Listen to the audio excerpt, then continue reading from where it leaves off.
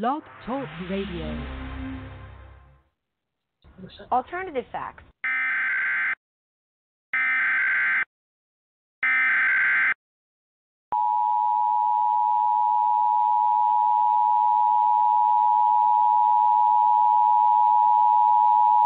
The following message is transmitted at the request of the United States government.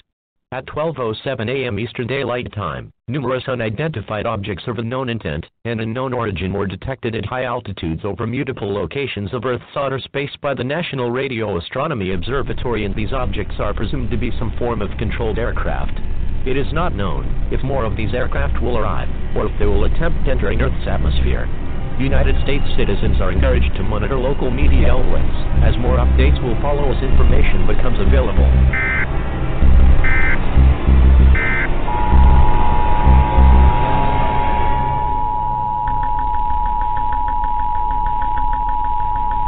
The following message is transmitted at the request of the United States government. Attacks by the undead have been reported in several states across the country. The dead are rising from their graves and are attacking the human race.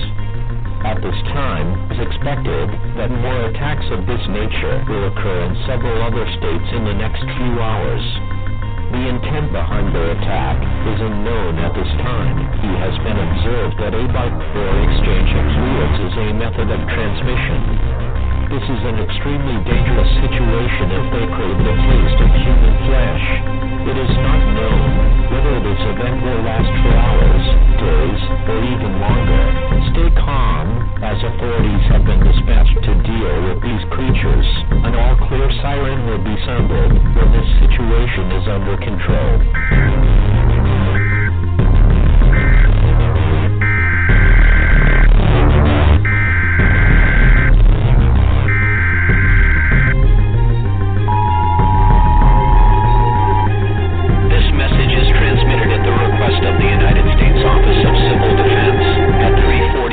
Pacific Standard Time, nor is detected a long-range nuclear missile launching. This missile is believed to be headed in the direction of all residents within a 400-mile radius of this area should seek a fallout shelter immediately.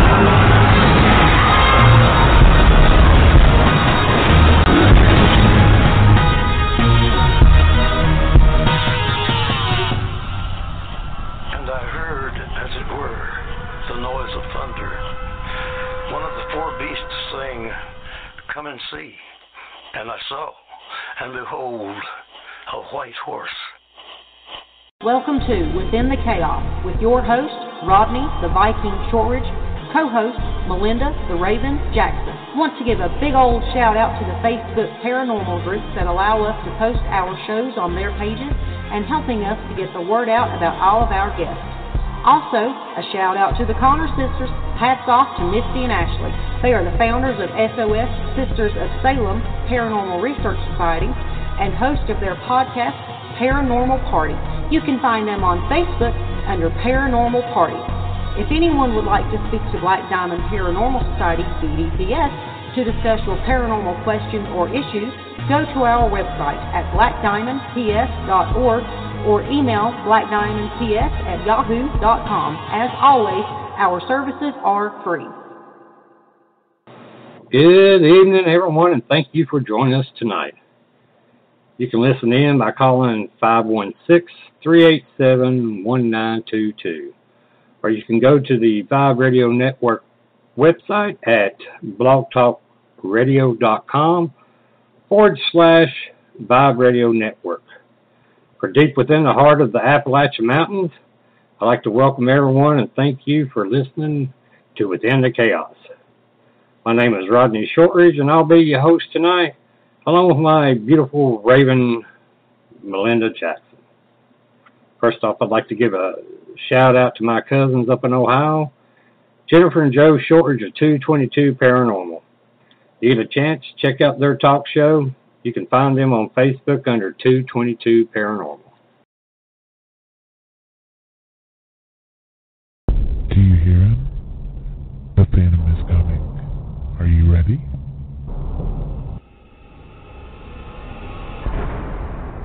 Phantom Fest is going to be held on November 3rd in Lebanon, Virginia at the Russell County Convention Center. You won't want to miss this one-of-a-kind con that combines all the mysteries and the macabre of UFOs, paranormal, gaming, horror, authors, comics, FX, metaphysical, spiritual, and more. Join us for $7 at the door. Tickets will only be $5 if you bring 2 non-perishable items for a local food bank. Children up to the age of 6 can join us for free. There will be costume contests, speakers, and just the camaraderie of freaks alike. Join us for the first ever Phantom Fest. You won't want to miss this. If you would like to participate as a vendor or a sponsor or just to visit the con, please reach out to either Rodney Shortridge of Black Diamond Paranormal or Missy and Ashley Connor of the Connor Sisters.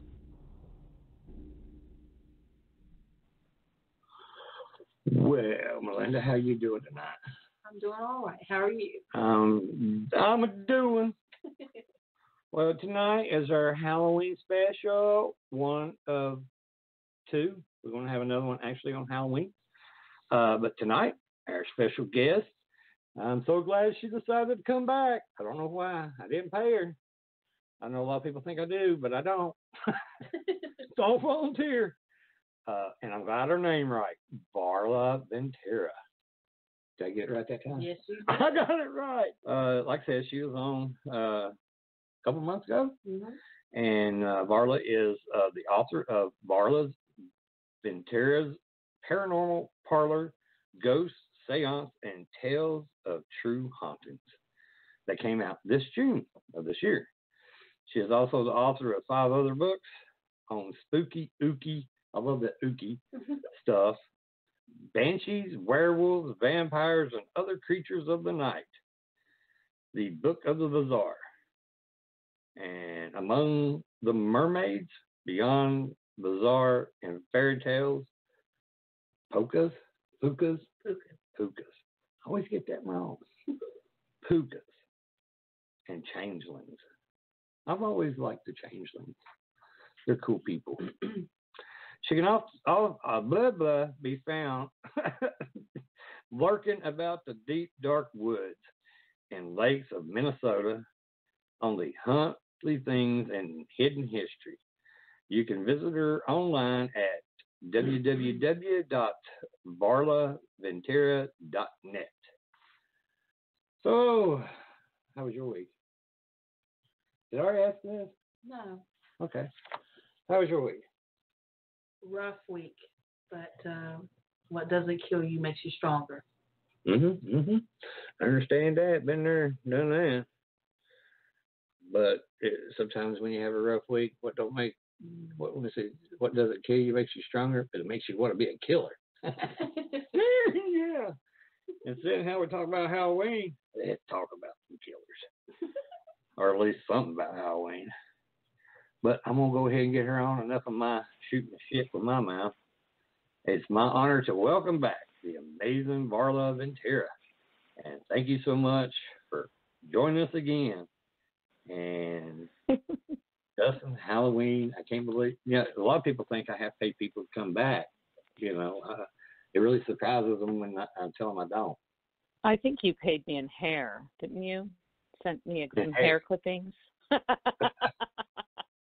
Are you talking about where I got a haircut? Thank you so much for having me back. I'm excited to be back. I had so much fun with you guys last time, so I am more than happy to return free of charge, right? I love free. Yeah. I have an important question. Are you wearing pants? Because I thought we established that none of us would wear pants this time. Well, give me a minute. I'll slip right out of these shorts. Won't take me but a second. Melinda, you might have to move over, in my bare ass. To set the right tone Yeah, for right. the evening. Got to be sitting here in her Halloween thongs. Yes. Yes. But Melinda All says right, she don't now work. that we've got that established.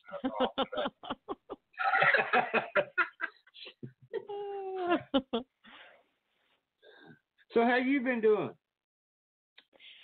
I've been great.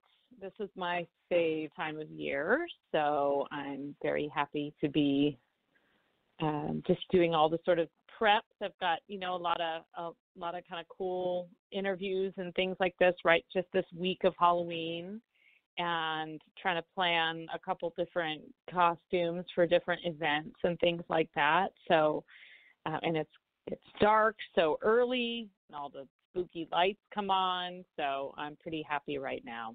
I think I was on was it July? I would have to go seems back. Right. Look. It don't seem like It's been a couple. It's the last couple of. It was like 2 or 3 months ago, I believe. Wow. Wasn't it? Time flies when you have them fun. Maybe it was longer. Maybe it was longer ago. I don't know. This summer was just sort of a blur for me. So. Me too. My summer's been all set here trying to work and get this Phantom Fest up and going for the first time, and oh my gosh, it's going to be November 3rd, which is just around the corner, and I hope I got all the I's crossed and T's dotted.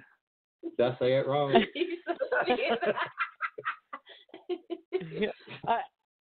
I like it. I like that better. The I's crossed. I like that much better. Well, that's next weekend, isn't it? Not to make you feel more pressure or anything, but I mean, not this coming weekend, but it's just almost a week off. Yeah, and I think we're good to go so far, but you never know. I'm one of these people. I try to prepare, but then either during the event or investigation or something happens, and then everybody's looking at me going, "What do we do now?" And I'm like, "Fuck it," and just walk off. A true leader. That is That's how right. A true leader should respond. Yeah. Fuck it. Fuck them. I'm gone. Nobody appreciates it. And you wouldn't believe how many of them was like, "Well, he said fuck it. Let's go."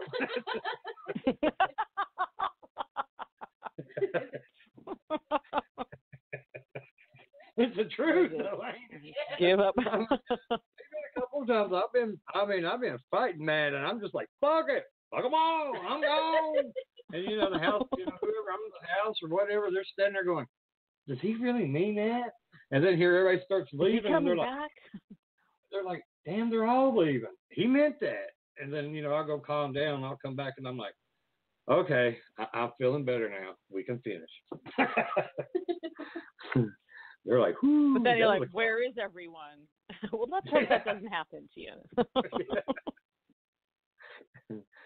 Well, before we get into this Halloween stuff, and in case anybody missed the show last time, can you give everybody like a little recap on who you is and what you do's? Yeah, I is a writer. So.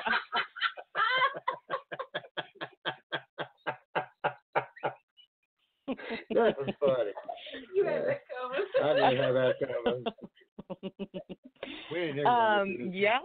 So I'm a weirdo like you guys, a good kind of weirdo. I've written several books, just sort of about. Well, I have you read them all at the beginning, and I really like alliteration. So obviously Varla Ventura, right? Book of the Bazaar.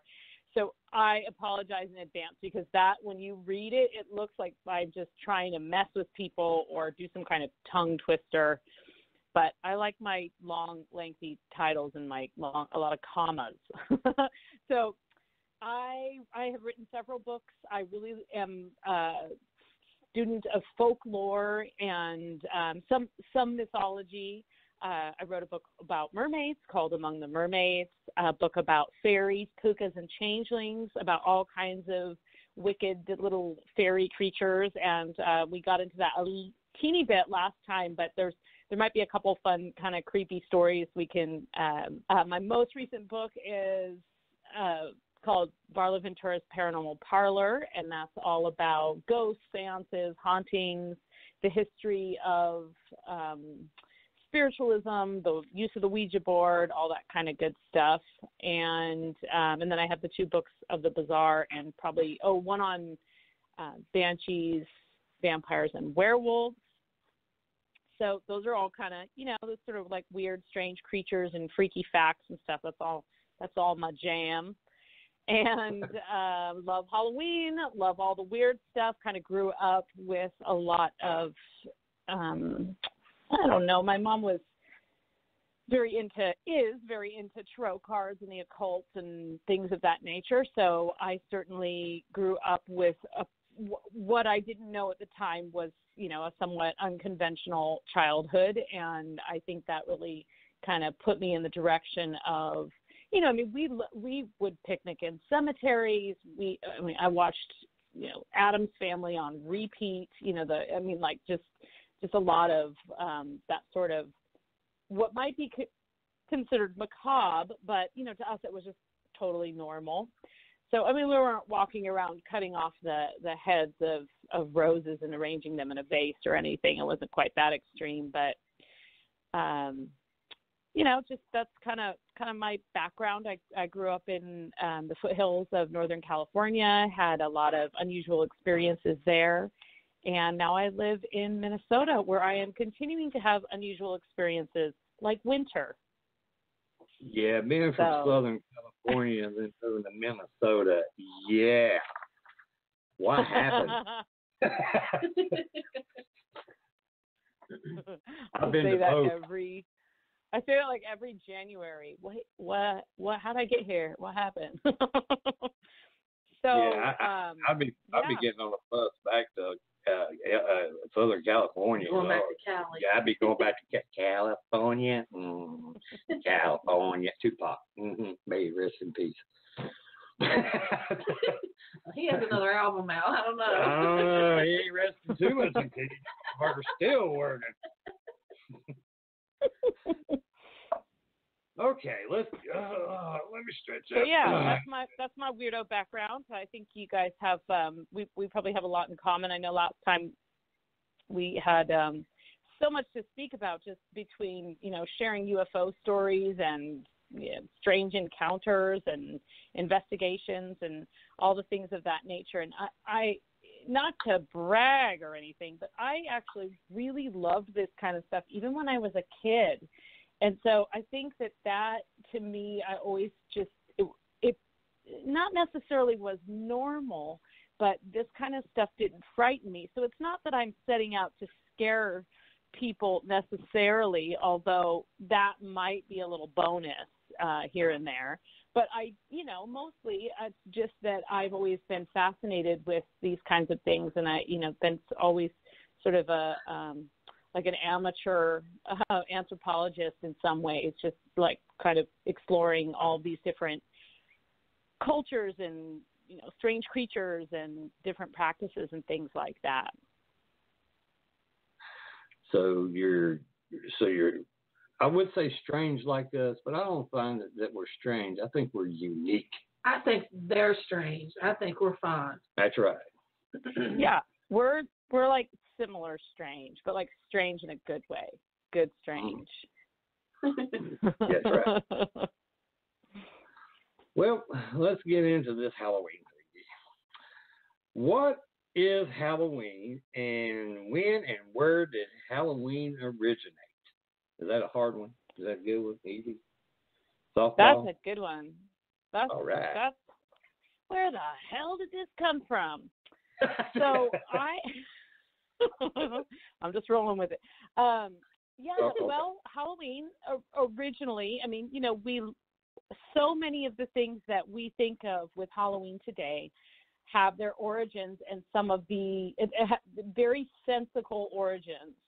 So Halloween itself, a lot of people say Samhain, but the correct pronunciation is more like Samhain. And it's a Gaelic holiday, a Celtic holiday, and it essentially marks the new year. So it marks the beginning of winter, the end of a full cycle. So the seasons, so the year would end with that harvest, would end with that kind of final, last bit of summer, and then you're moving into the darkness of winter. And so it's a time of great reflection. It's a time of preparation for the winter ahead, but it's also a time that, because there's so much darkness, the veil between the worlds is quite thin. So, for example, one of the things that we think of most commonly with Halloween are jack-o'-lanterns. It's totally tradition that we carve pumpkins, and everything has this, it's synonymous with Halloween. Originally, that comes from primarily in Ireland, so I have actually heard multiple stories, and I'll tell you the fun one, and then the one that I believe. Well, they're both kind of fun, but basically, like all good witchy holidays, there must be a bonfire. And bonfires were a time to, sort of purge whatever you had from the year before, to make an offering to the, gods and goddesses, and to appease the spirits and the darkness at bay. When Halloween time came around, you'd have this big bonfire. And it was actually because it was kind of considered a bit of a new year and a renewal kind of tradition. So you're going into like the darkness, and you're sort of thinking about death and how all the crops have, now faded and died, and you're kind of going through this whole process. It was always thought to be good luck to actually take a coal from this bonfire and bring it back to your home hearth, where you would have snuffed out the fire anyway, both for spiritual and practical purposes. You would not want your house to burn down while you were out at the bonfire party, but you also would want to start anew. So this is a time when you would clean your house, you would sweep your hearth.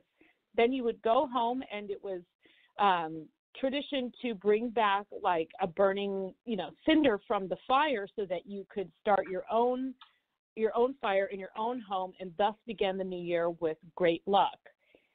So how are you going to get all the way across all these fields so very far with this burning cinder, without it going out, or with a little bit of flame?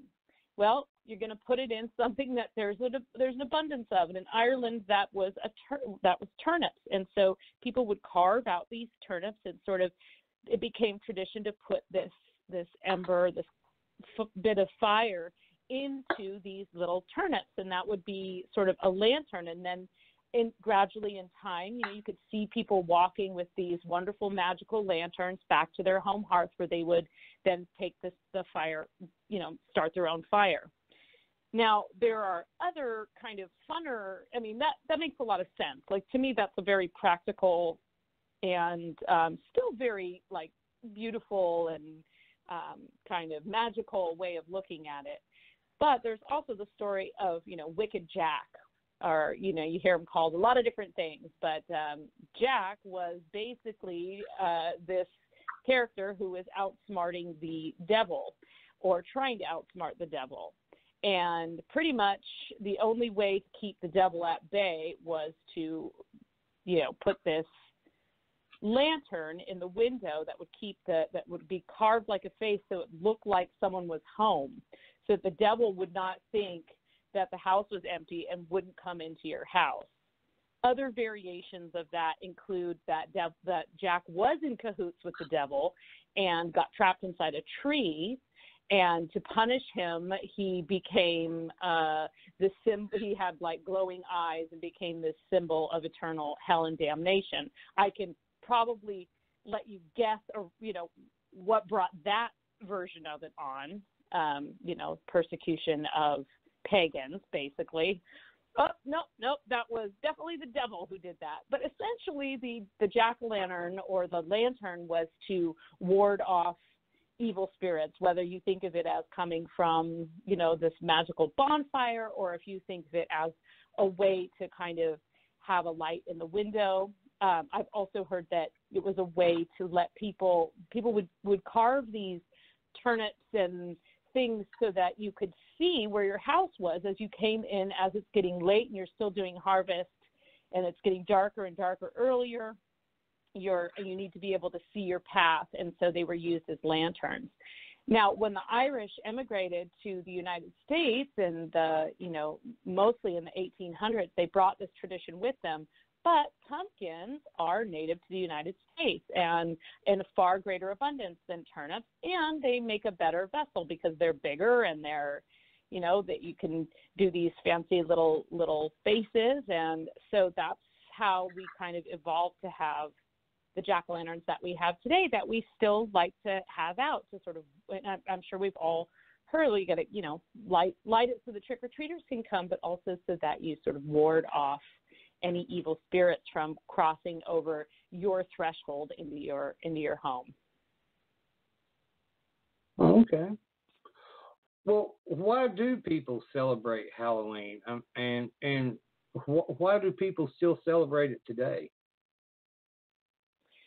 So, I mean, some of us are just in it for the candy, of course. But I think I'm in it for the sexy out costumes myself. And actually, right, and the discount wounds and fake blood and things like that are also a nice perk.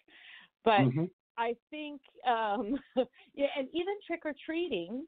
So this big bonfire that people would have, they would sometimes send children around to the homes of wealthier people to get money or food or fuel for the big bonfire celebration. And that wasn't considered like this sort of begging, type thing, but it was sort of a practice that you would do. It was a time just like, at Christmas you might give alms or whatever. This was a time when you would be giving back to people less fortunate, and kids would come around. They'd send the children around to collect the pennies and the food or the fuel.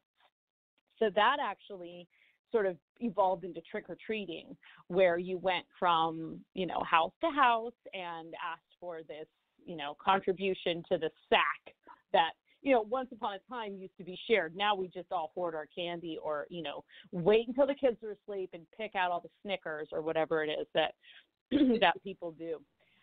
But I think that, originally, and just as we see this also with traditions like Day of the Dead, it's a time when, the veil between those two worlds is very thin. And so it's actually a time to think about people who have left us, people who have died, and to think about, what they meant to us, to honor them, to light a candle to them, to sort of, look for their ghosts and their spirits out there. At the same time, again, where like costumes come from like masks and little get-ups, it was a way, it was also believed that because that veil is so thin, that all manner of beastly things wandered the hills and valleys. And so on that night especially, you would have goblins and ghosts and witches and trolls and fairies and all kinds of creatures out there, and the way that you could pass among them without sort of being possessed yourself was to dress up, and especially when you were sending the children out. So all these things kind of evolved into this idea of trick-or-treating and dressing up like I guess kids still do dress up as like witches and stuff, but usually it's they didn't have like, Teenage Mutant Ninja Turtles in like ancient Ireland or whatever. I don't know. I'm super out of touch. I have no idea what the trend costume is this year. But in any case, I think that the original idea behind it was to sort of like enter into this new season, enter into this new year, enter into the darkness of winter, a time when you contemplate very much, the other side. I mean, anytime you open your window and you stare out into darkness, you're going to be thinking about, more introspection and reflection and thoughts of people who have departed. So I think that because the veil is said to be thinner, and because it was this sort of sacred holiday, that tradition has carried over into the idea that it is a time when, you can look in the mirror and say Bloody Mary 3 times or whatever things that, whatever the common practice is to try and scare each other. And I think for us today, we are kind of looking for a little bit of a scare on Halloween. I mean, most of us are. And, well, most of the people I know are. I shouldn't say most of us. I'm sure there's a lot of people that don't like Halloween, stay in their homes. I don't know those people. So in any case, I mean, why I think that – what's that? I said, I'm sorry, go ahead. My little thingy ding ding. I'm sorry. I know. I thought it was maybe a timer because I have a tendency to just keep talking and not paying attention to any cues oh no, really? Or it tells me when I get messages on shit and I can't figure out how to turn the damn thing off. Every time I have a show, somebody's like, "Oh, did you say something?" Sorry, I got a message. Yeah. No, that was just my phone. Yeah. So, anyway, I think we got there. I broke a train of thought. I am so sorry. Well, I'm just thinking about Halloween and how awesome it is. So, there are a lot of, and then the tradition of yard. I think that also comes from the idea that you would actually, people could come back from the dead. And so there were all these superstitions, holding your breath and walking really quickly past the graveyard, or in turn going and, paying homage to people who had passed away and lighting a candle on their grave, decorating the grave. I mean, in Mexico especially, there's such and Day of the Dead is not just like a one-day thing. It's not one day when there's a parade. It's there's sometimes weeks of preparation, and it's not just like, oh, we'll put out an altar and we'll put like this nice little snack on there. It is like, I am going to prepare your favorite food, the food of the dead, and I'm going to put it on this table, and I'm going to set this table for you, and you are going to come and eat of this. Even though I won't be able to see you, I will know that you're there. I will light candles. I will spend days creating this floral display that I'm going to put on your grave. I mean, it's far beyond just painting your face like a skeleton and dancing down the street, but it does culminate in a big parade. And there is actually a little bit of some of the kind of traditions of like modern day Halloween that trickle over into Day of the Dead, at least in my experience when I've traveled through Mexico during that period of time. You would see kids trick-or-treating, kind of running around the square with their little pumpkins and getting treats and money and things like that. But it's not so much like a Halloween night going door to door to, the homes of everyone in the neighborhood, as it is part of the just greater celebration of the dead that takes place throughout the country during that period of time. Well, is the Festival of the Dead the same as the Day of the Dead, or are they two different things? I think there are festivals of the dead. So, I mean, there's some things like the Festival of the Dead that takes place, in, I think there's one in Salem, for example, Salem, Massachusetts.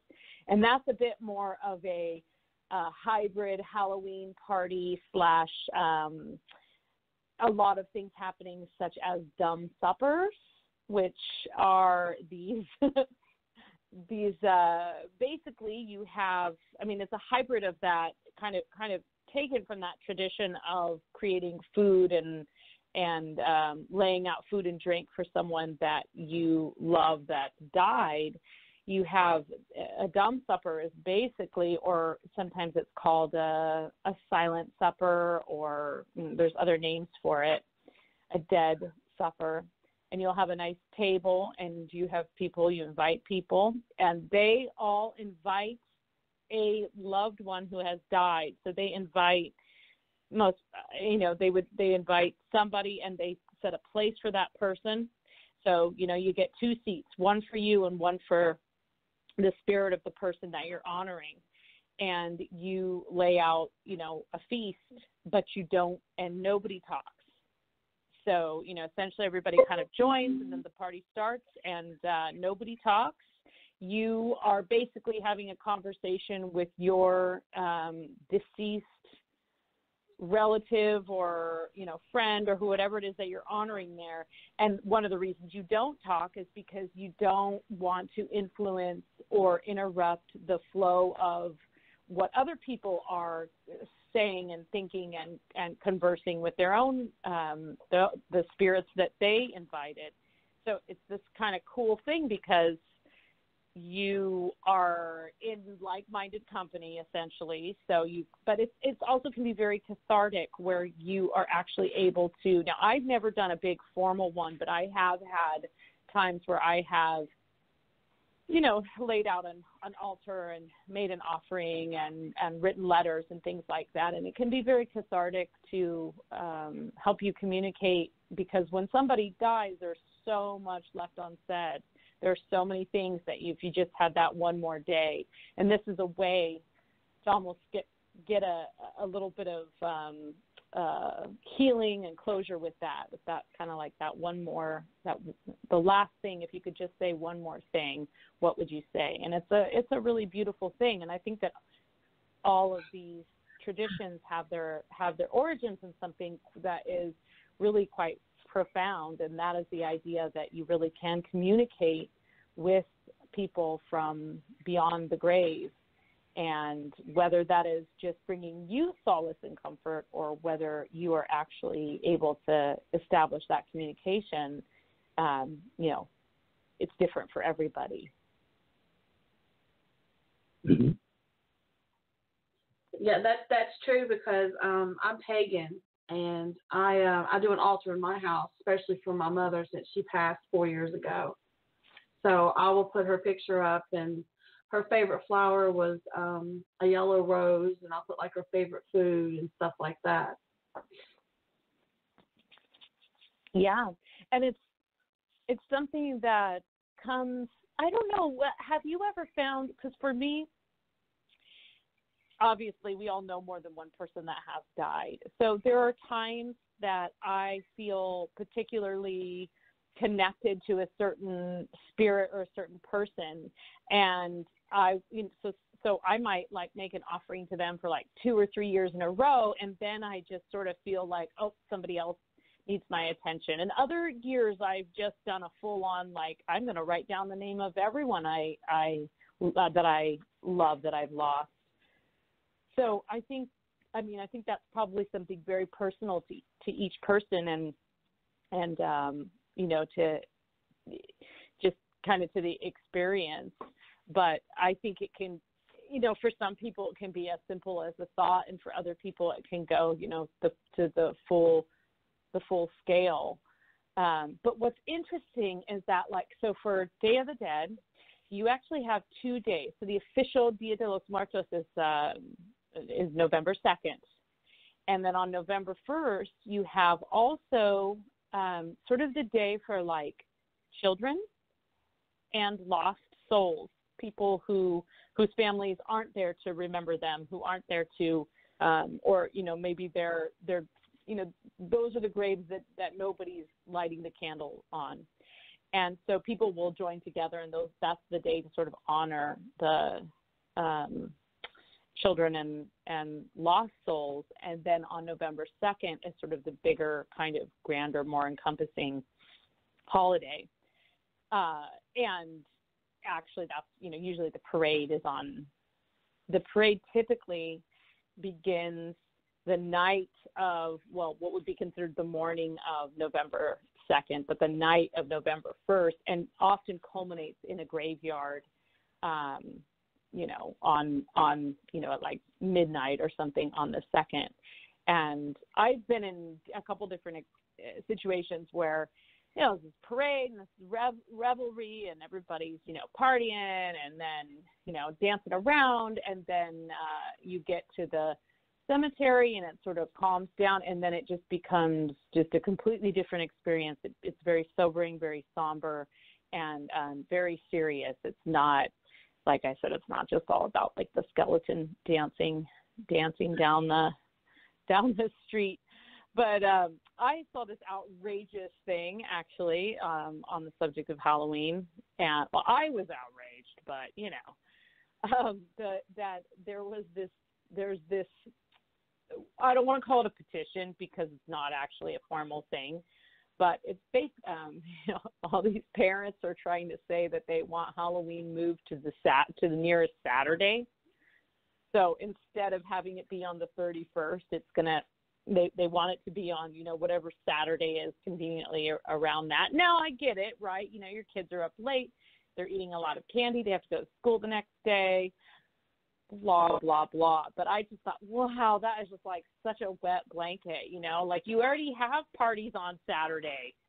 That's already done. You already have a party the Saturday before Halloween. You get that and trick-or-treating. So I thought that was pretty funny. Like, really? No, you can't just move it like that. No, we've got 200 years of tradition. We're sticking with it. Party poopers. That's right. Everybody's always trying to take the fun out of everything. It's not true. Well, my first question tonight is, can you explain what Hallows Eve is and All Saints Day? So those are basically the Catholic Church's version of Halloween. I mean, that formally, and I'm not saying that as like a grand criticism of the Catholic Church, but while we're on the subject, I will say, so shoot it from the hip. We're all girl. friends here, right? That's right. Here's where your listeners start to drop off. I promise not to get on the soapbox too high, but I think we even talked about this a little bit before, and people probably somewhat commonly know this, that, you know, when the Catholic Church was sort of really had its stronghold trying to, you know, squelch out a lot of the pagan traditions, they very smartly, you might say, recreated holidays around the original holiday, and they would name it something else, and they would often integrate the, you know, sort of local indigenous traditions in order to keep everybody kind of actually showing up at church, right? It's like, oh, you guys have a party this day? Actually, we have a party this day, and we're going to give you free food. And all you have to do is sit through Mass or whatever. So especially in places like Mexico, where there's, you know, such a huge percentage of the population are practicing Catholics, you have those terms. I mean, most people refer to it as Dia de los Muertos, but you do have the All Souls Day is November 2nd, All Saints Day, November 1st, and you can see the coalition right there. You can see that November 1st, All Saints, so that was the day that you worshipped the saints. Well, that was also the day that you traditionally, you know, were for the lost souls and the children. And then on the 2nd was All Souls, and that was all the souls. We're going to include all the souls, and we're going to honor all the souls, and that still takes place today. So it's sort of the same thing. And All Hallows Eve was the evening before this All Souls Day or All Saints Day. And that kind of overlapped with this pagan Celtic tradition of, you know, what we talked about was like the bonfires and having, you know, trying to ward off all the evil spirits and things like that. So in other words, you know, there are other holidays that are like this. Solstice and Christmas. You know, there's kind of this overlap with, you know, the you know, equinox and or Beltane and Easter or other kind of rites of fertility around that time, and, you know, like April or May, depending on what part of the you know, northern hemisphere you're living in at the time. So there's a lot of kind of overlap with these sort of the witchier holidays and the you know, the Catholic Church's version of those holidays, and that's, at least the best to my knowledge, that's where the All Souls and All Hallows Eve was sort of the eve of the hallowed day, is essentially what it is, or the eve of the day that would become the, you know, this saintly day. But I will say that the day after a bonfire, after having all of that purging and you know, kind of the revelry and the letting go, that next day was a day to be more, you know, sober and pious and kind of, you know, just reflect on, you know, what went down the night before, and to kind of start the year anew. So. Okay.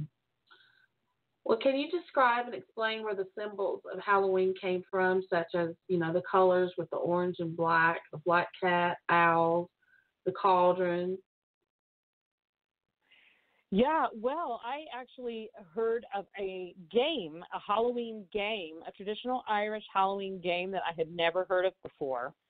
But some of the things that, so for example, you know, apples or bobbing for apples, that was a traditional game that you would play. And it was, you know, another, again, this was a big celebration. So, and apples represented fertility and love. You know, they're still associated with the goddess Aphrodite. So it was very, what they used to do is either hang them from a tree or put them in a barrel, and you would bob for them. You know, I don't know. I did that when I was a kid. I don't think people do it too much anymore. But the idea was, you know, whoever was able to like snag an apple and get a bite from the apple was, you know, sure to find, you know, love in the coming year, or, you know, have a baby or something like that. And so these were often games that were played by, you know, like teenagers at parties. Something like the owl, I think like the owl has always been associated with witches and wisdom. When you think of like the wise owl, and the fact that an owl is nocturnal, another reason that it kind of comes into the Halloween imagery. I think that orange and black were traditionally the sort of Celtic colors of death, and I think that goes to the night and the fire. That's always how I looked at it, the blackness of the sky and the orange of the bonfire. The game I had never heard of, I don't know when this became, I read it in an article in like an Irish newspaper, and it's called Shaving the Friar, and I wonder if anyone listening has ever heard of this game or perhaps played this game. But essentially, I don't know. I also do not know why it was called Shaving the Friar. All I know is that you would take some of the ash of the bonfire and you would form like a little cone with it. And then all the kids would come around with a stick, and they would take turns trying to get from the middle of the cone, get as much of the ash out without collapsing the cone. That was the game. To me, it almost sounds like something to keep the kids occupied the next morning or something while the fire is kind of, everybody's cleaning up after the party. But I have no idea why it's called Shaving the Friar. So I would love if anybody's ever heard of that game or played that game. I'd love to know if you or a version of that game. I personally have never played that or had even heard of it until recently, when I was, you know, reading this Irish newspaper, just kind of reading about some different Halloween traditions. We talked about the origins of the jack-o'-lantern. Black cats, you know, I think it's funny that black cats are always associated with bad luck, and because to me they seem quite lucky, but I think anything associated with a witch is good luck. I mean, trust me, you want a witch on your side. You want a witch in your court. If you don't have one, you're going to wish you had. And so I'm not really sure how they became to be known as something so unlucky, black cat crossing your path and things like that. But I do think that they became associated with witches because when witches started being perceived as something that was negative, so that a witch was a negative thing and that, something you were going to get burned, anything that was, dark and hiding in the night and sort of nothing but glowing eyes became demonic and became associated also with something evil. And so my guess is that's how it evolved into this ridiculous superstition that black cats are unlucky. I think black cats are wonderful. They're my favorite kind of cat, but I like all cats. And what other symbols we talk about? The pointy hats, the witches' pointy hats. There's a lot of speculation about where the witches' pointy hats came from. A lot of people say that it was the cardinals who were wearing these silly pointed hats and that the witches had to sort of hide them in order to be sort of disguised. Other people say that it's the triangle shape of the hat and that actually has a way to sort of transmit psychic energy, and that's why it's a mystical shape and a mystical association with witches. And then, of course, we have our kind of modern witch culture embraces that imagery very much and loves it, and along with the black cats and the owls and all the other good stuff. All the other good stuff. Yeah, because we actually we call it the cone of power. There you go, right? The cone of power. Mm-hmm. Because the pointy end of it is directing the energy and whatever you're trying to manifest into that direction. Yeah, it makes sense. And actually, I think that's probably why spiritual people and even within the Catholic Church, again, here I am ragging on the Catholics, but but I think they deserve to be ragged on. Mm-hmm. I mean, yeah, there's that sort of that structure of sort of like that connection with God or with the higher power. So absolutely that cone of power. And then, of course it's going to be a black hat because again, it's associated with, they're trying to say that that's darkness and that's evil. When really, witches are just kind of sneaking around under cover of night. Brooms, that's a good one. That's, no good witch is without a broom, and the idea that, these brooms were used, and we even kind of touched on this earlier, that brooms were used, you would clean your house. This is a way of sort of sweeping out all the negativity and bringing in the renewal. And so there's a lot of power behind a broom and the idea that it can cleanse something of negativity. It can change it can change your will, and it can change your environment. And I think it's kind of interesting because anytime you have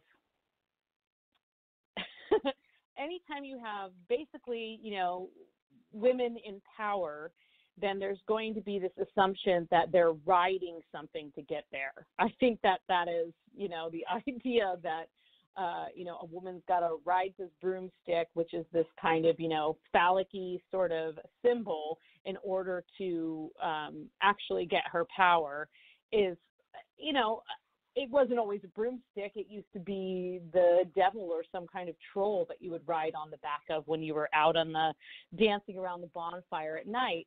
These are all stories that were told to keep people home and afraid of things they didn't know, and afraid of understanding things that were, part of the history or something that was out there in the darkness. And you had this great divide between pagans and converts. And so you have these, like, well, I'm not going out there. And we have that today is people, there's always those people who are kind of straddling the fence. And then there are those of us who are just throwing it back in revelry. And then some of us who are, hiding out, peering out from the curtains and judging, we still have that dynamic today for sure. Well, people also don't realize that the broom is also used as a fertility, because the maidens would actually ride on the broom, and they would decorate the bristles with ribbons and flowers, because the handle of the broom represented the shaft of the man, and then the bristles represented the hair of the female. So they would ride around on that and dancing around. It was kind of like a dating site back in the day, because it was letting. It really was. It was like the way the guys. Yeah, that's a great way of describing it. Yeah, it really was. It was a way of letting the guys know that the young girls were ready to, take a partner. And there's still that tradition in many cultures of jumping the broom at like a, as part of a wedding ceremony or a, some kind of marriage where, the broom is decorated and then laid across, and instead of carrying your, partner across the threshold, you actually jump the broom together. And that's comes from that same idea, right? Of like this merging of the two, and this and also I think that the straw has always been associated with fertility. Straw and like corn husks and things like that have always been sort of associated with fertility and sort of feminine energy, because it's something that comes from the earth.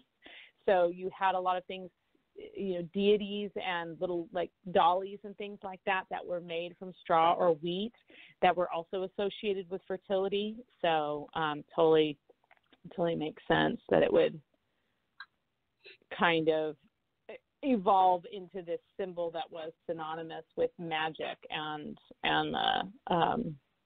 a witch. Well, I carry my staff of power wherever I go. As long as it's not the cone of shame. Did you have to say that? Well, you touched off a little bit. Didn't. I really didn't. That's all right. I could swing that way a little bit, I think. Maybe. Well, you touched on the veil a little bit. Can you explain a little bit more about the veil? What's behind the veil, and what does it mean, and what does it have to do with the spirit world? So the veil is essentially the idea that, the between us and the spirit world is sort of a cloak of invisibility. It's there, it's always there, we just can't always see it. But there are times when that veil is thinner. So the curtain actually, becomes, more of a sheer rather than a heavy drapery. Now, for some people, it's always that way. Some people are incredibly empathic and incredibly in tune with the spirit world, and they can, but nobody has it all the time, because if you did, you would probably not be able to function. I guess some people probably have it all the time and they're not functioning, but you don't have the ability, most people who have paranormal experiences or psychic experiences, you don't have them 24 hours a day, 7 days a week. You have them at certain times. But some people, in the Irish call it the second sight, the ability to have these encounters and have these experiences with something that otherwise is part of the invisible world that is always around us, that is something that is a gift, and that you actually once upon a time were striving for. You wanted to be able to make that contact. Maybe not all the time. That didn't mean, you necessarily want to see, you want to be haunted, or you want, this little fairy goblin following you home. but there was an understanding that those things exist and that there's no real difference between, the only difference is that we can't see them. So instead of it being like, this in completely other dimension or something, it was just sort of this idea that it was overlapping. And this idea exists today that the veil, what we call the veil, the thing that is between us and the spirit world, us and this other realm, there are times of the year when it is thinner. And Halloween is one of those times. And so when it's thinner, that means that there's just more traffic. It's more likely that spirits are going to pass through and communicate with us. It's more likely that, you're going to be able to manifest what you want if you're doing like a magical ritual. There are certain times of the year that this is more possible. And in the darker months, like going into the winter, it's heightened because there's more of that cloak of darkness. And so there's this kind of understanding that, we don't have this bright, people can have encounters and experiences in the bright light of day, but most of the time you associate it with something that happens after dark, or when you're not looking for it necessarily. I'm sure that you can attest to the idea that you can go on a whole investigation and you can have feelings and you can maybe kind of sense something, and later you might be able to go back and listen to EVP recordings. But were you actually able to see that thing at that exact time? And there's so much of that is just trusting your instincts and believing in your own abilities to find those things. But essentially the veil is, this kind of imaginary cloak between us and the spirit world that sometimes we're able to peer through. And you can do certain things to be able to access that world, and you can also do certain things to not access the world. And like in my fairy book, I have a kind of a chapter called how to get into the fairy kingdom or how to not get there, because, some of us might think, oh, that sounds really fun and exciting. And other people might think, oh gosh, no, that sounds terrifying. I don't want to, wake up to find that everybody around me is old and I've been asleep for 100 years or whatever. So, basically it's just the place that between us and the world of the invisible, death, magical creatures, spirits, ghosts, that it's all kind of always around us, sort of swirling around us, but we just can only see it at certain times. And and I think, there are times also in your life and in life stages, they say as you get older, the veil can get thinner, just as when you're very young, the veil is thin. Children have an innate ability to speak to ghosts, see ghosts, have psychic experiences, see fairies, and understand things of that world with their wonderful, we just call it an active imagination, but it all goes hand in hand with the idea that that you can believe in these things, and that doesn't make that makes them real. And there's no difference between that reality and what someone else might say, oh, that's just a myth or a dream.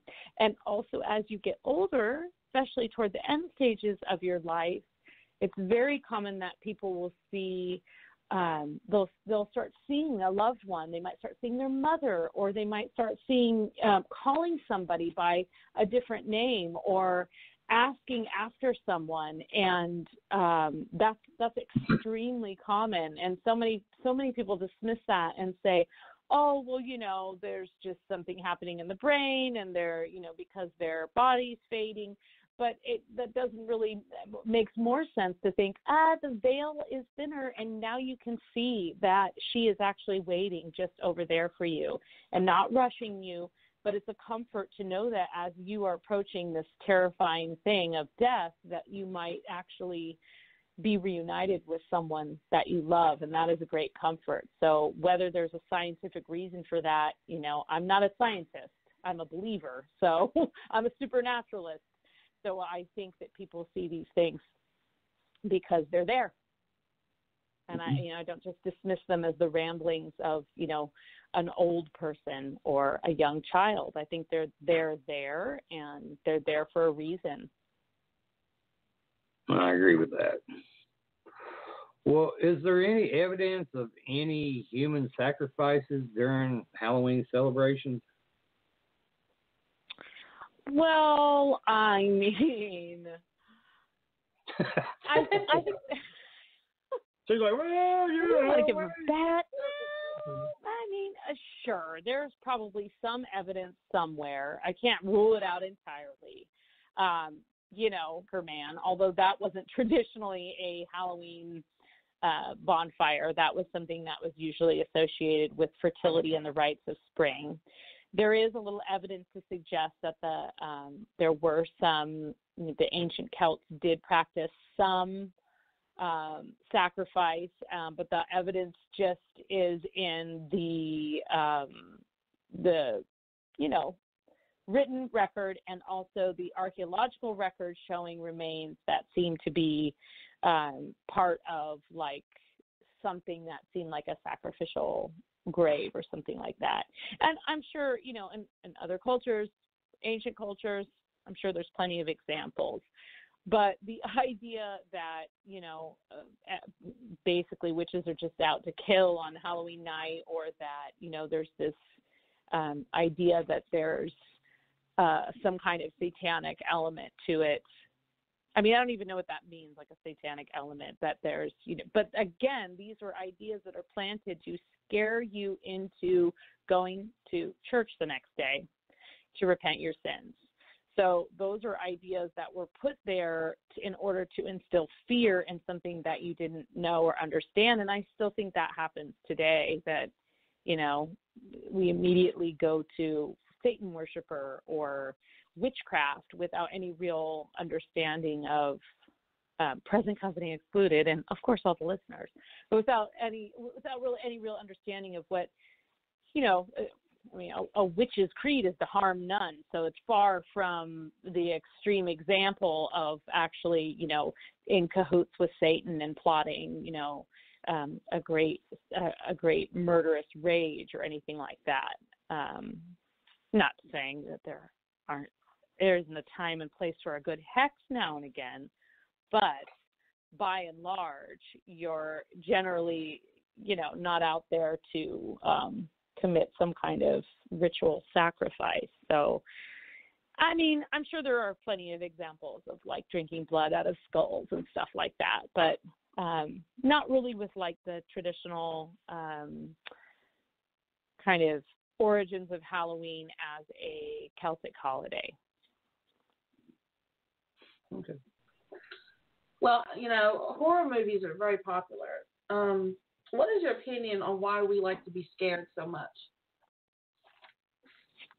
I actually read a great article that said that you burn more calories watching a horror movie than like a regular television show. So that's good exercise, I guess. I think ever since we've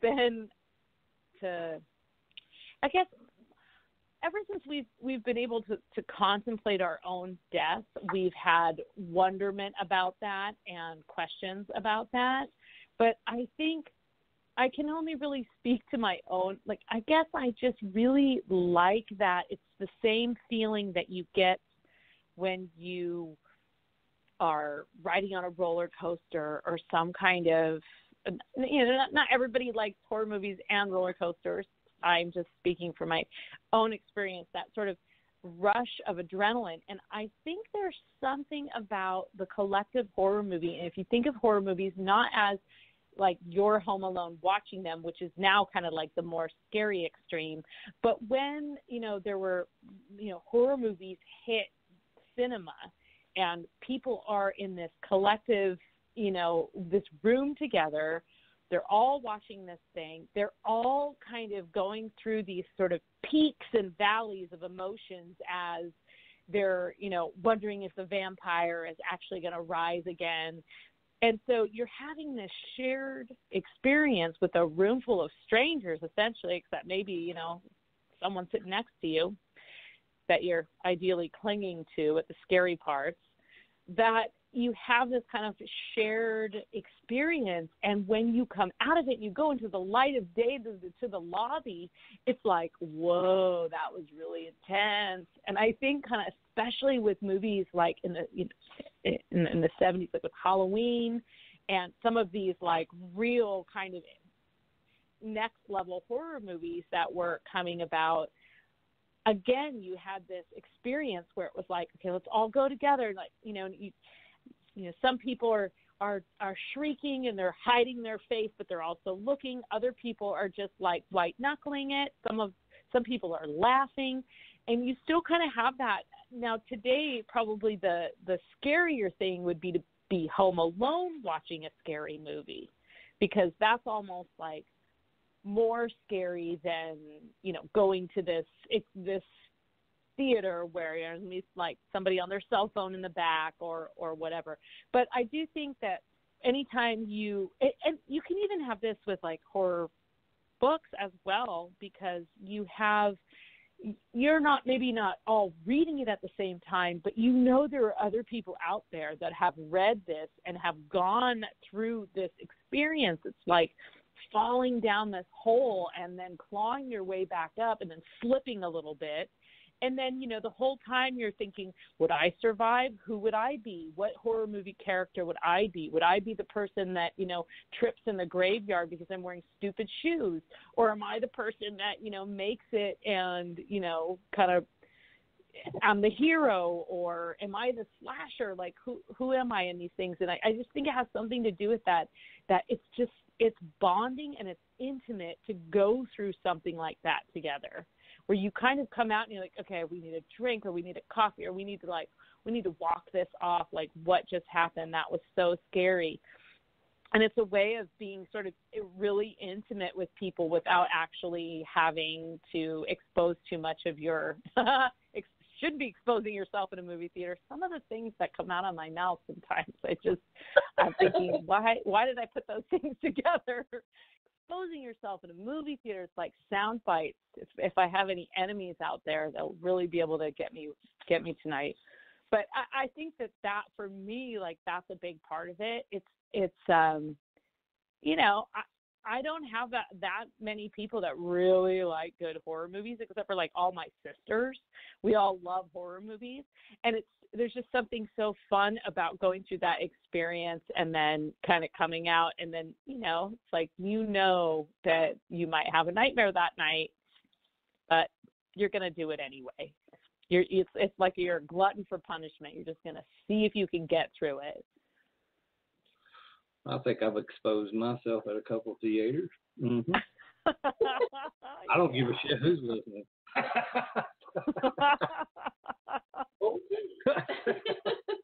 If you don't like it, some of y'all know who it was. You was right there with me. Yeah, that's right, girl. Mm-hmm. Okay. Here's a question I got for you. Is that hand going in the popcorn? That's all I want to know. Oh, again. Oh. Yeah, it's going in the popcorn, but you're going to find a little treat. Rodney. Sorry. Oh, gosh. It's my fault. It's really disgusting. I'm sorry. Like, what is that? Yeah, keep hanging. Just one more time. One more. Yeah, there you go. Even got your sauce for it. Anyway. Oh, my gosh. Wow. Wow. I am so sorry. Even she was like, so we have now broached the second hour, I can tell. Wow. Midnight somewhere. And it's going to be kind of ironic, but what does milk have to do with Halloween? You don't even, are you serious or? Yes, I'm serious. Oh, okay.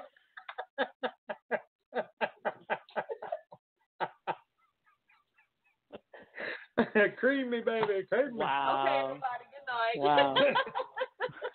I know. I'm like, serious? That's the question I got. He really does. She's like, I don't even want to touch that now. Yeah, I mean, I don't know. I meant to answer this. I mean, I guess I don't know. The only thing I can think of, I'm not quite sure where you're going with this, but I do know that milk is a common offering to keep little fairies and goblins and things satisfied. So you would leave nice cakes and you would leave a lovely saucer of milk. So that, I think, is the only, I mean, I've never heard of milk associated in another way. Is this a marketing thing by milk?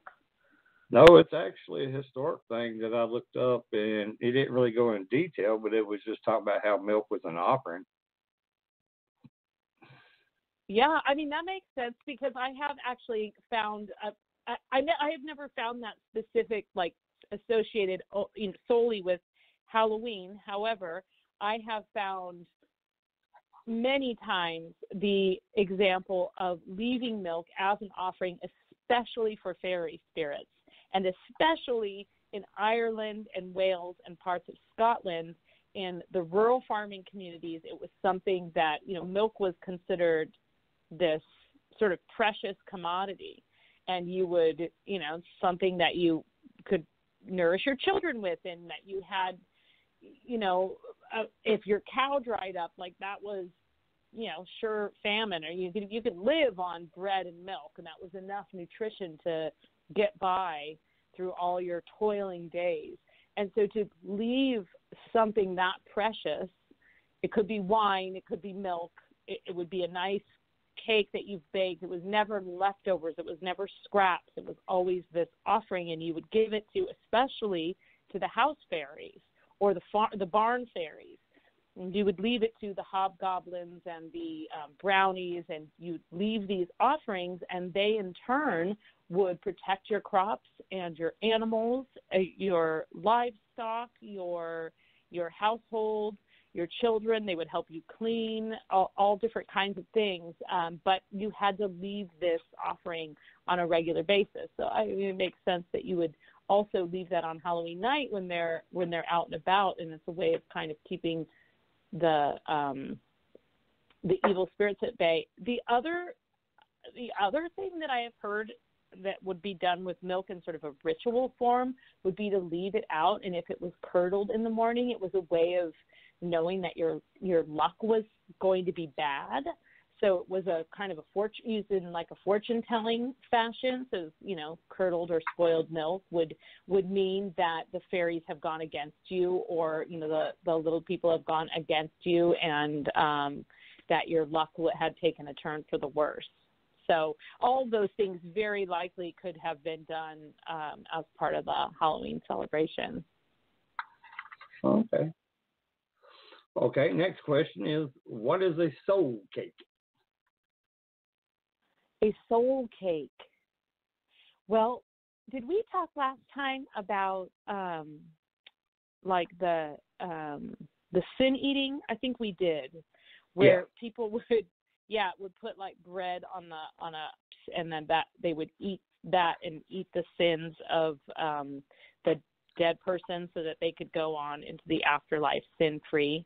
But I think a soul cake is something more that you would bake to, again, leave it's somewhat like pan de muerto, which is the bread that you traditionally have on Dia de los Muertos, and you offer to you put on the altar. And it's this nice, it's really good and kind of sugary on top. And you also eat it, the living eat it as well.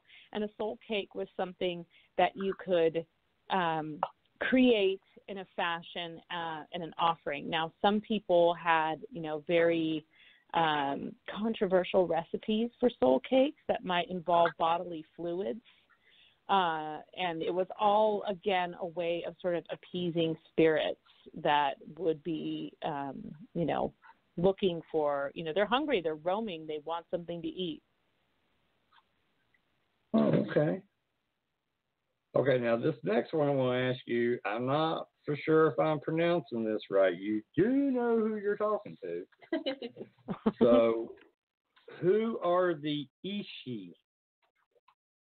I hope I'm saying that right.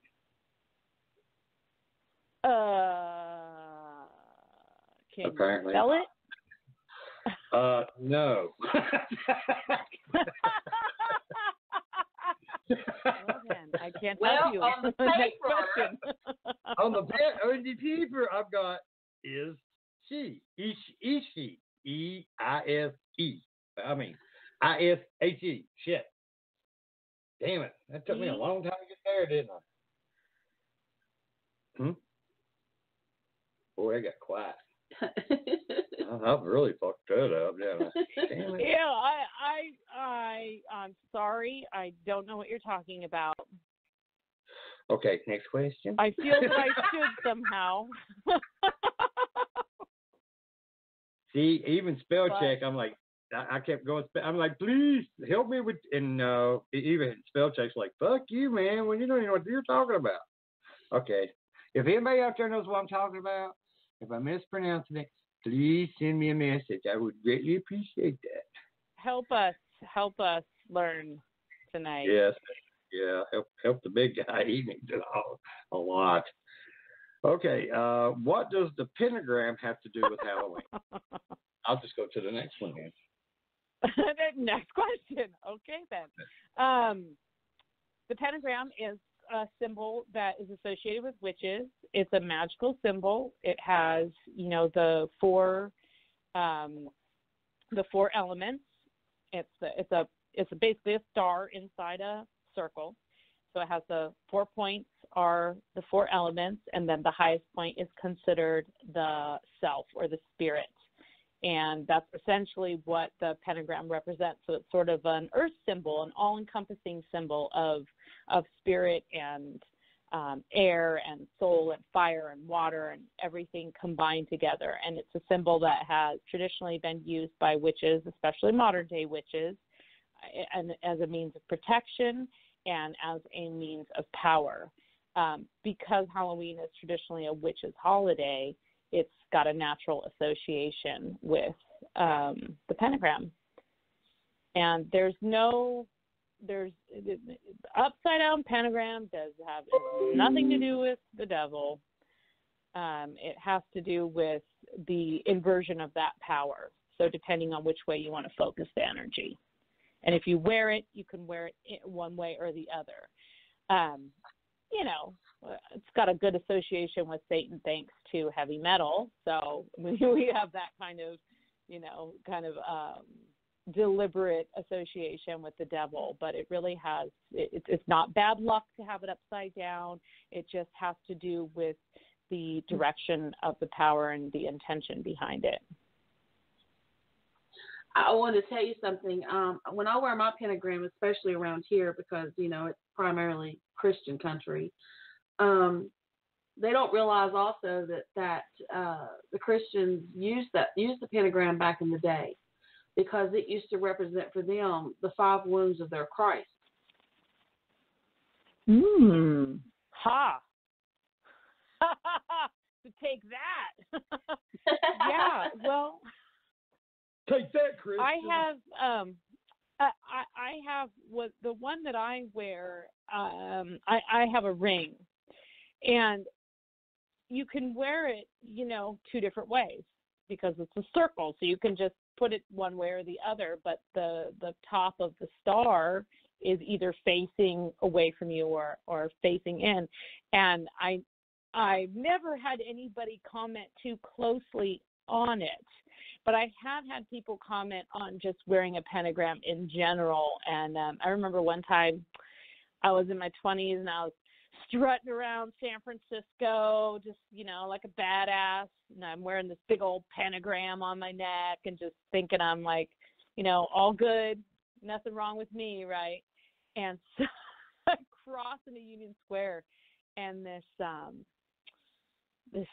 homeless dude comes up to me and he just says to me, "Why do you wear the sign of the devil around your neck?" and I swear he sounded like Charles Manson or something. I was just like, oh my God. And so there, I'm explaining, it's actually not the sign of the devil, it's these 4 points, and then the highest one being the self, and just trying, thinking I'm like, I can explain myself.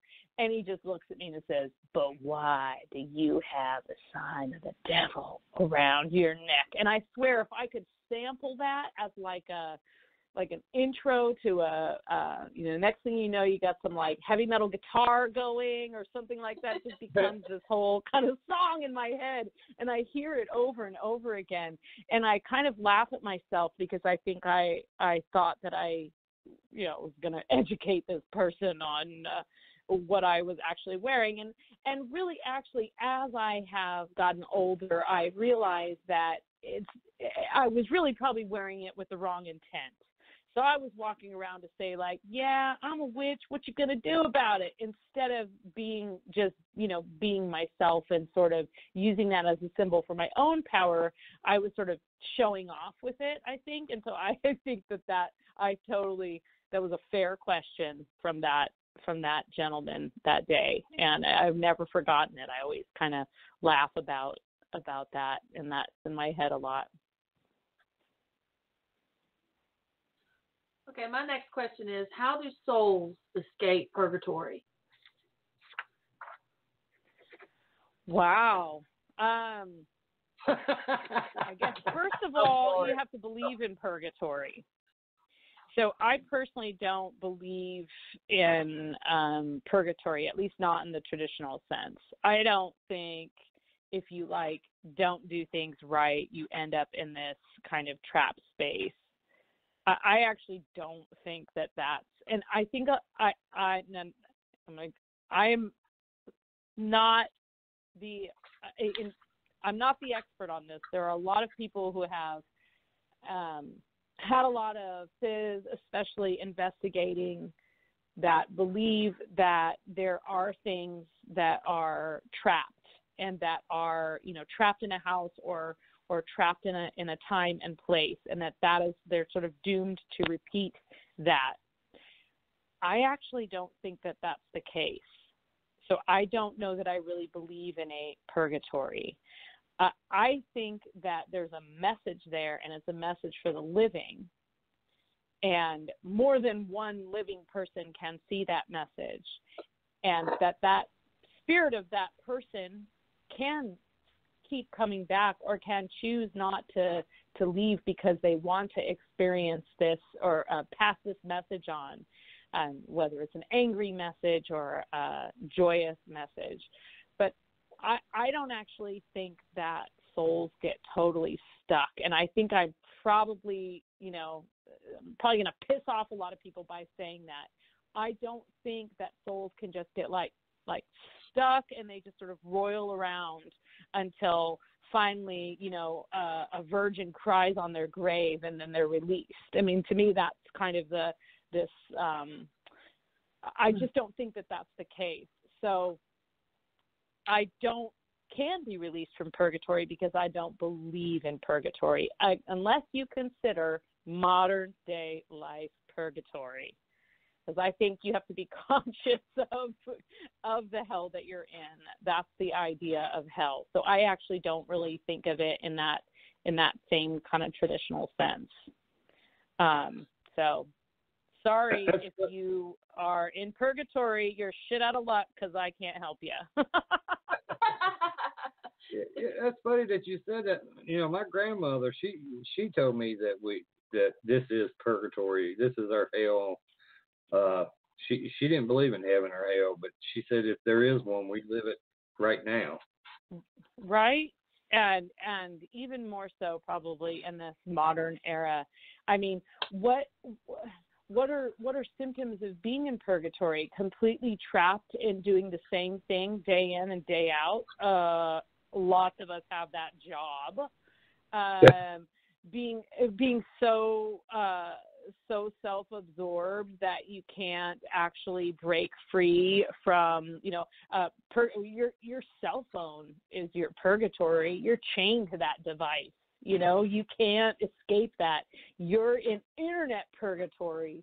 You're in like political purgatory. So I think she is a very wise woman, because that's got to.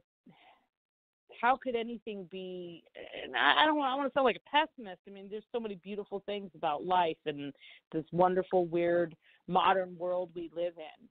But there are a lot of really freaky, crazy, scary things that are a lot scarier than any horror movie or novel you could ever conceive of. And, you know, those are the things that kind of make you go, oh, all right, we are definitely, you know, living out the sins of our ancestors now, because we're trying to get through it. I got a great way of saying it. We're fucked. Let's just be honest. We're just fucked. Are we back in the movie theater again? Oh, my God. No, that's getting fucked. That's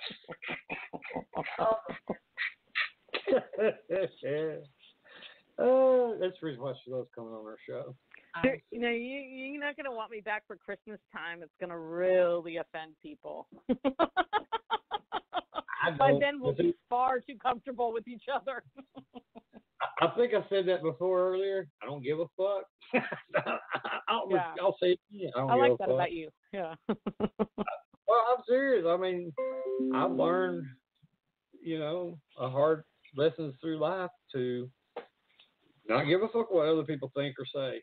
You know, I mean, I do appreciate learning from people. I do appreciate, you know, other people's thoughts and stuff. But if it's something negative towards me, I don't give a fuck. Yeah, I'm with you. I've had a few people. I'm sorry. Go ahead. I was just gonna say I've had to. You wouldn't think that an author who writes about like, weird folklore and stuff would actually create enemies, but I have had a few enemies, usually resulting in comments I've made on a radio show, taken out of context, I swear. But I've had a little smattering of hate mail and, name calling. Oh, I've usually had hate they mail. Don't realize that I like the names that they're calling me, but that's a whole other, story. It's like y'all are giving me power.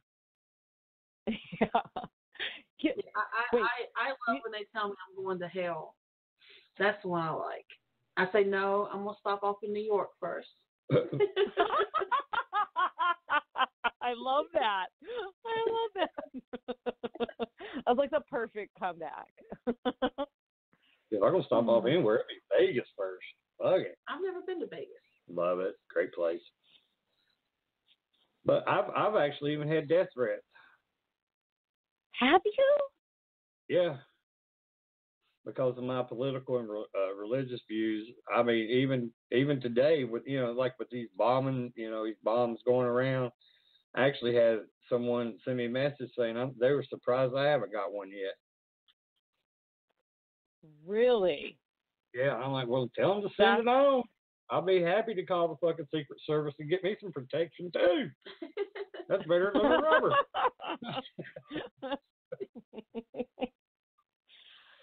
Yeah. Well, I don't know. I mean, if I've had death threats, I don't know about them, and that's probably for the best. Really. Well, it's just because I do.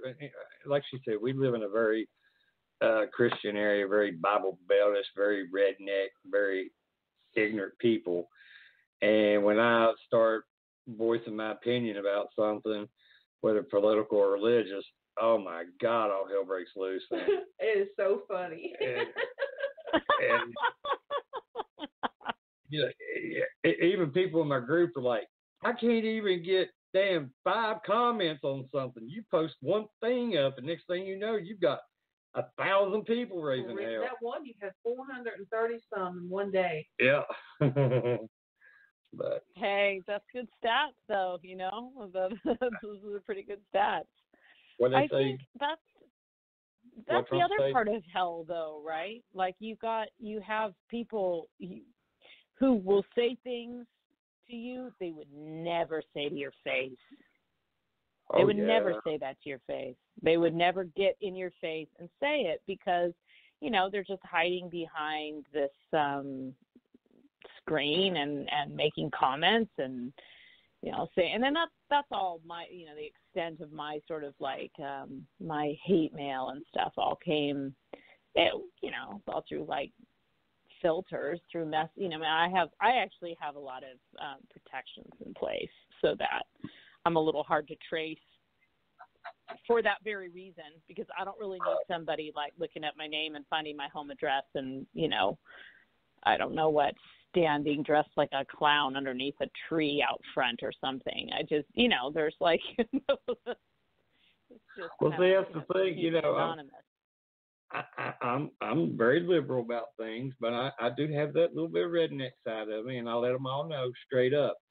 You know, I do believe in guns too, and you come looking for a fucking shootout, I'll give it right back to you, bitch. You know, you pull a gun on me, you better watch. Rob might pull one, stick it to your junk too. You know, come on. Okay, enough with the guns. Yeah, well, so but the moral of the that's story is don't right. Fuck with Rodney. and people around here know that too. I'm very opinionated. I have my views. And I agree. Everybody should have their opinions. I may not agree with it, but don't try to, you know, make me out like a bad guy or a terrible person. And I can't voice my opinion just because it doesn't go with the majority of the people in this area.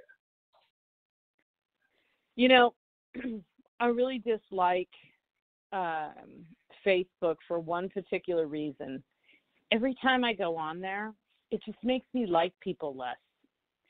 And I know that that's not what it's supposed to do. It's supposed to be this way to connect with people, and it's been a wonderful thing as an author. You know, I've learned from fellow authors that it's a way that you promote your book and what you're doing and the shows you're on for free. You know, you don't have to pay a bunch of money to like build this website and get the stuff out there. And so it's a great tool for that. But by and large, every time I go on there, I think to myself, man, I really wish I could unread that, or I really wish that and it's not necessarily political or spiritual beliefs. It can just be like the inane minutia that people are sharing, you know, or just like, my kid is sick and here's a picture of them, or, you know, it's just like, what? Come on now, have a little decency, taking a picture of a sick kid, you know, posting it. So it just makes me sort of, you know, cringe and like people less, because I don't know, it's unfortunate. It's this thing that I have a hard time as an author being socially connected in the way that I need to be in order to promote myself and my books, in order to actually like make money on them, because that is the end game, right? To actually be able to survive on money from books.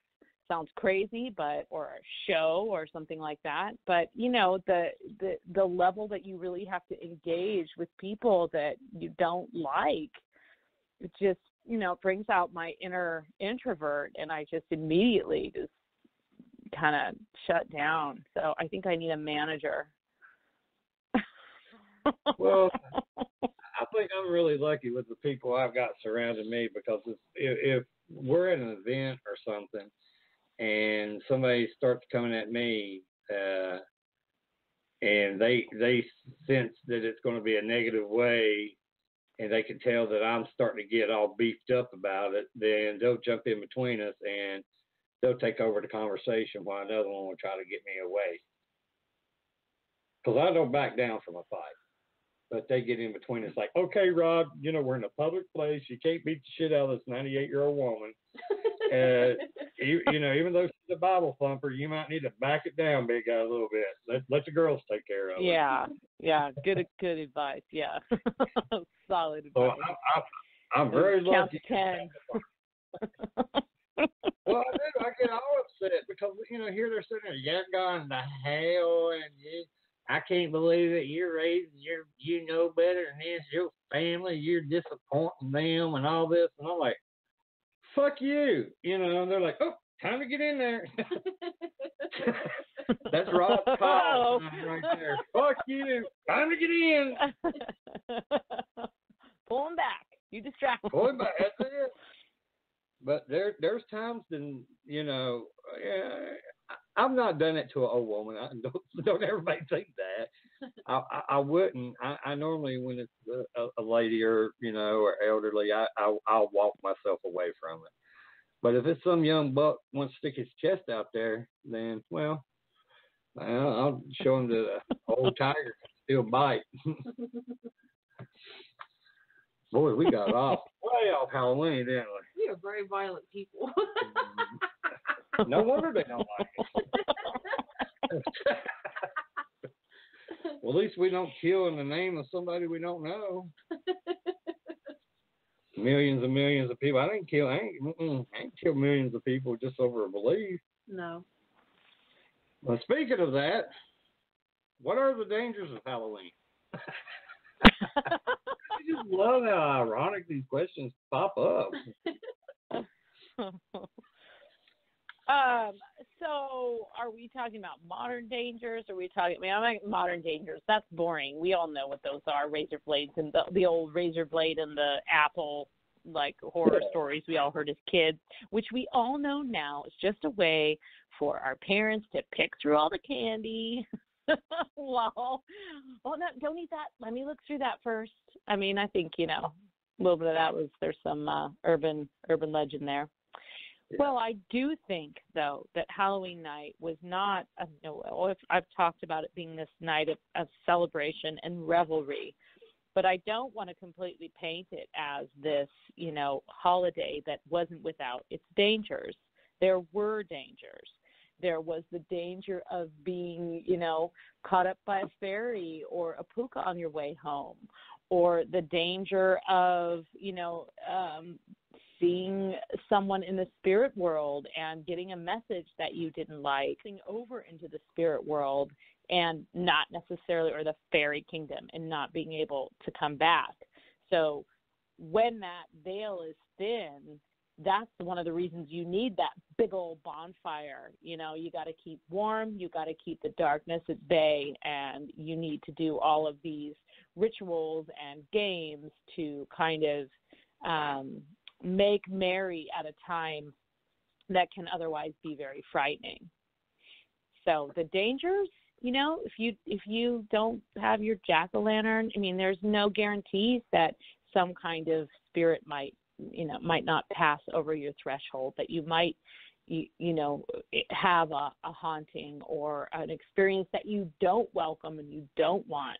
And some of us are, ghost hunters and look for these kinds of things. But, a lot of people, and in the, years that I've been interviewing other people and talking with people, or people who call in to radio shows and things like that, a really common thread is that not everyone there's a lot of people who have these experiences. They don't know what to make of them. They don't want them necessarily. They just can't deny them because it happened to them. So some kind of, ghostly encounter, or, a prophetic dream, or some kind of strange, not all ghosts are pleasant. I think we know that. There are strange little shadowy monsters and things that, some people have things that follow them around. They're not necessarily associated with place. They're associated with people. And even banshees were thought to be essentially like, banshee means of the fairy mound. And banshees straddle that world between ghosts and fairies, but they were inherited often. Whether people inherited the ability to see them, or if they were actually attached to a family. I've gone back and forth on that one, but you have other instances of inherited ghosts, inherited mourning ghosts that maybe they're associated with a castle, or when a certain person, when somebody's going to die, someone in the family can see this strange floating head or something like that. But you do have that, there's negative experiences associated with it. So some of the dangers of Halloween, the other thing is that, you could actually be snatched up by witches and be converted to a life of joy and hedonism. That's your biggest danger. Heathenism. Heathen. Heathen.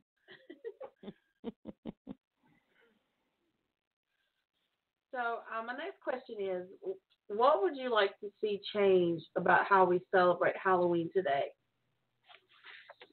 Well, I mean, I really like the sort of a lot of the traditions. I like a lot of the way that the traditions have evolved into, modern times. And I love trick-or-treating, and I love the trick-or-treaters coming round, and I love all the decorations.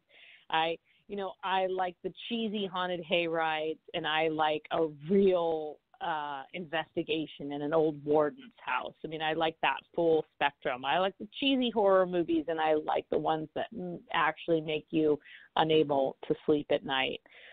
So I think, there is a lot of commercialism associated with Halloween, of course. I actually do not have a problem with that. I like Halloween stuff. So I think what I would change is make it longer, make it last longer. Don't just start ditching all the Halloween stuff on the 30th so you can clear and put in all the Christmas crap.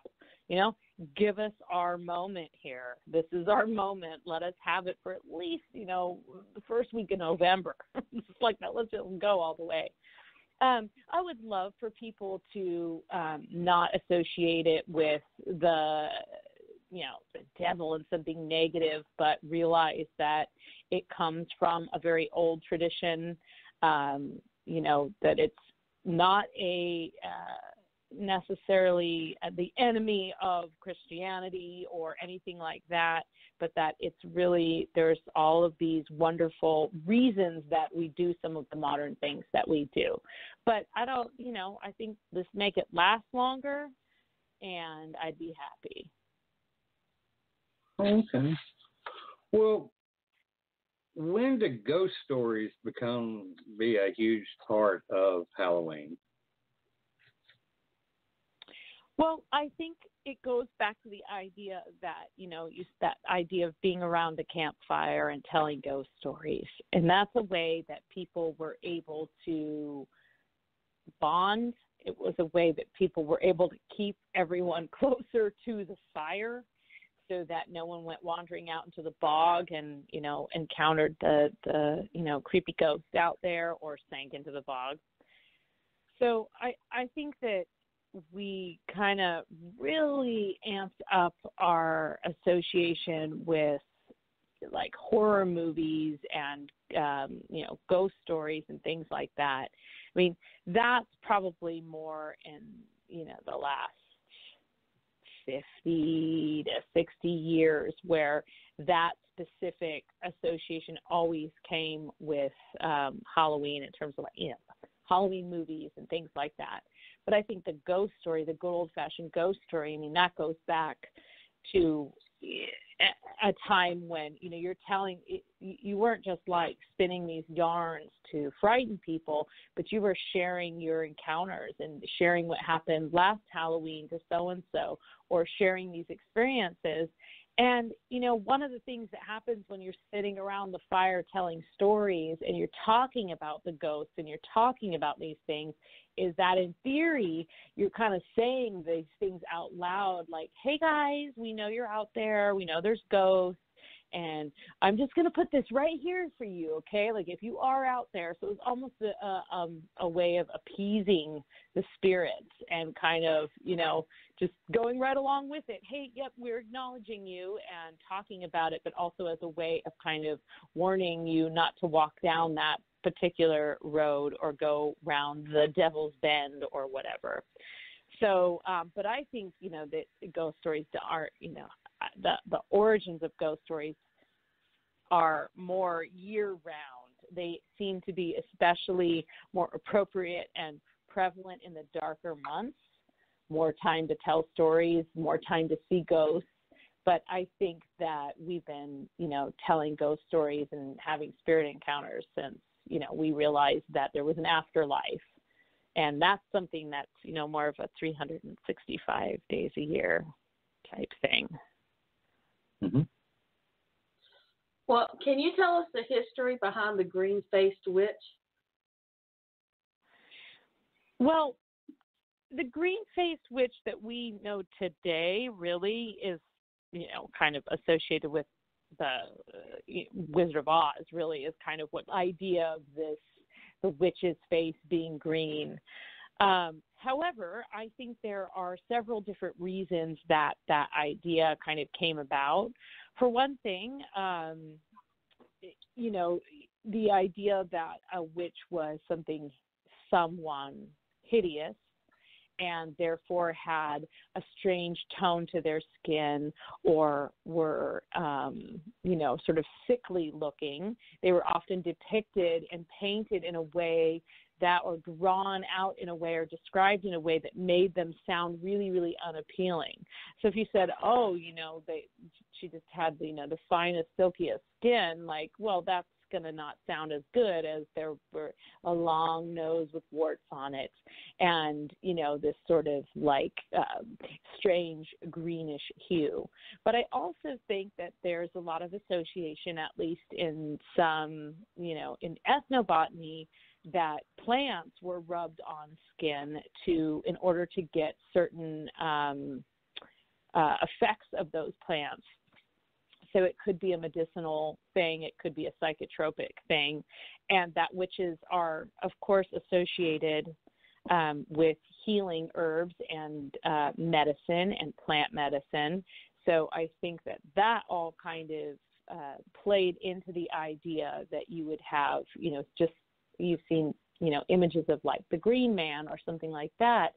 You'd have this idea that a witch was also green-faced because she was associated with plants and the earth. And so there are, kind of two directions that brought together this idea that, witches were green. And then, I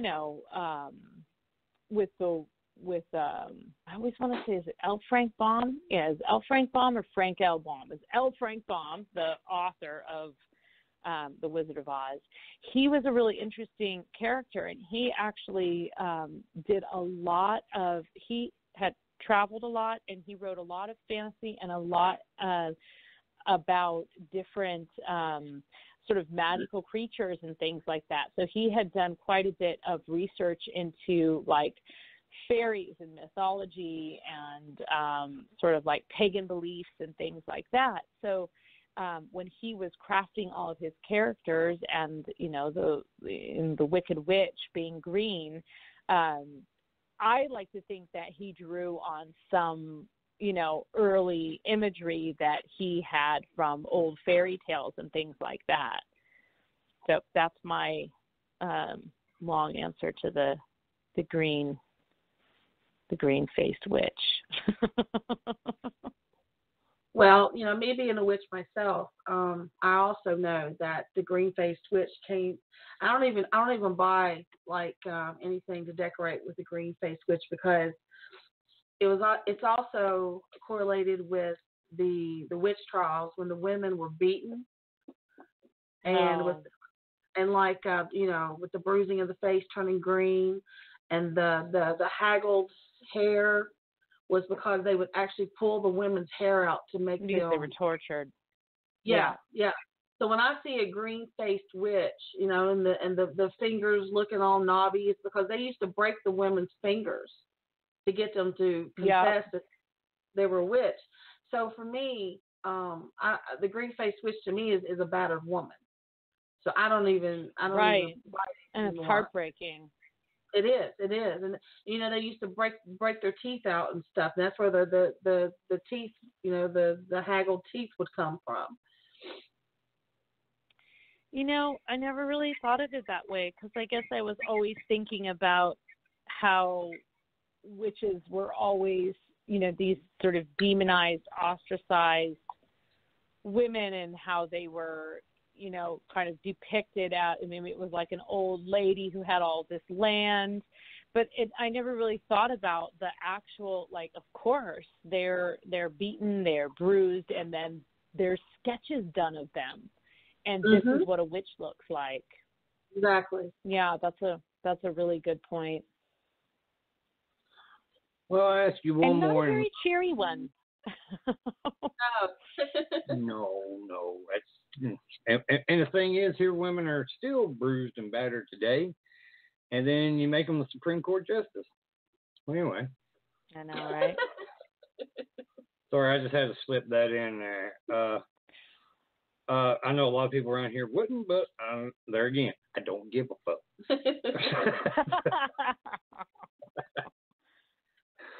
Well, what would you like for people to come away with, knowing about Halloween that we may not have touched on?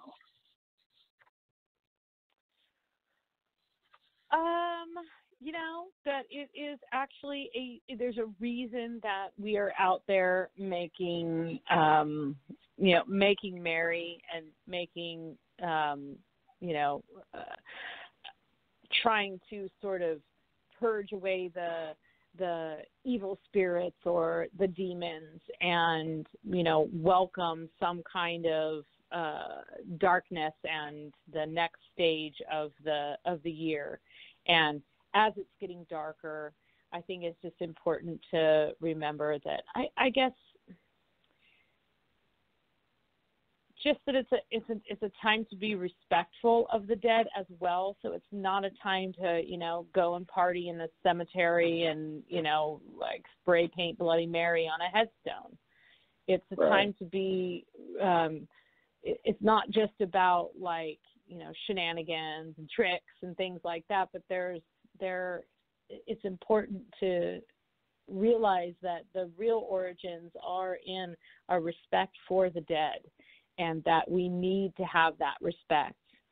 And that's, probably something that I think is something I'm very passionate about. I spend a lot of time in cemeteries. I like cemeteries.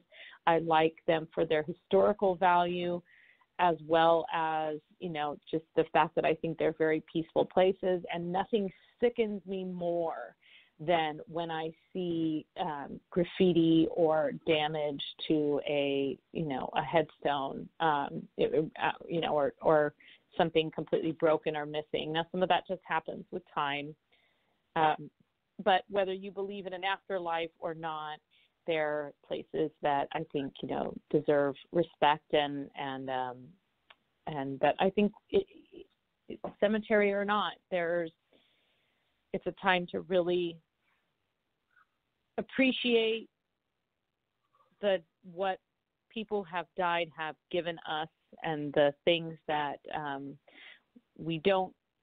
we're not able to have the conversations with them, but we can have those conversations at this time of year. That's a time when we can talk about how wonderful they were, how annoying they were, what kind of beer they like to drink, or maybe just have a more open conversation about death in general and how that affects us and how mourning and grief affects us. And it's a really good time of year, but also to remember that there are people out there that are in a lot of pain and are, they do have a lot of loss and grief.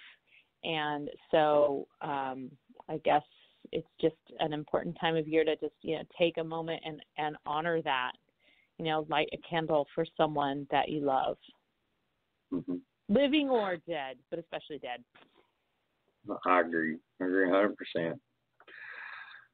Well, Varla, what are your plans for the rest of 2018? And, are you working on any projects? And also, can you give everyone information on how to get a copy of your books and get in contact with you, except to hunt you down? I will not give out my home address.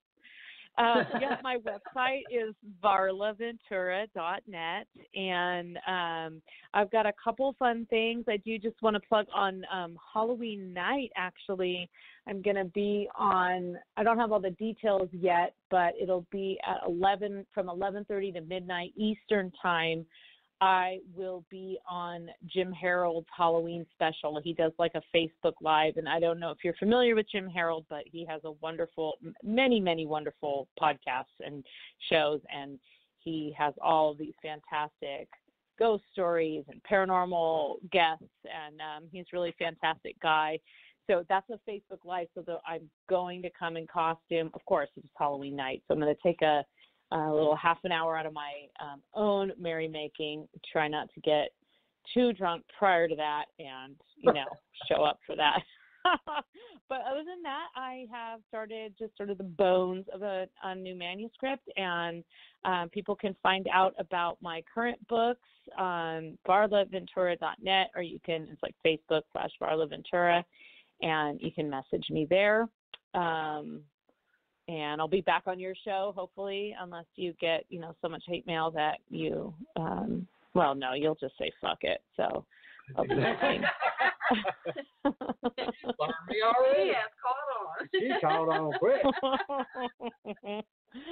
So we'll talk about creepy Christmas trolls and things like that in December. But yeah, I've got a few radio shows booked, and other than that, I think this is the time of year. Once I get it all out of my system on Halloween night, I tend to write all through the fall and winter. So hopefully I'll emerge with a manuscript when the tulips come forth in the spring. Once love is back in the air. Well, around here, that's not till like May or June, so. Well, down here, well, I don't know, it keeps changing here lately, so, there ain't such thing as climate change, so. Boy, there I go again, throwing a little political thing in there. Damn. Slid that right I just slid that right on in there, didn't I? Damn. But yeah, Varla, I do appreciate you coming on the show and talking about Halloween. I've learned a lot, and I can't wait to do the Christmas one, because I'm always excited about trying to find out scary, googly shit about Christmas. Oh yeah, oh sure, we got all kinds of Christmas ghosts and spooky Christmas things. So thank you both so much for having me again. I really appreciate it. It's fun.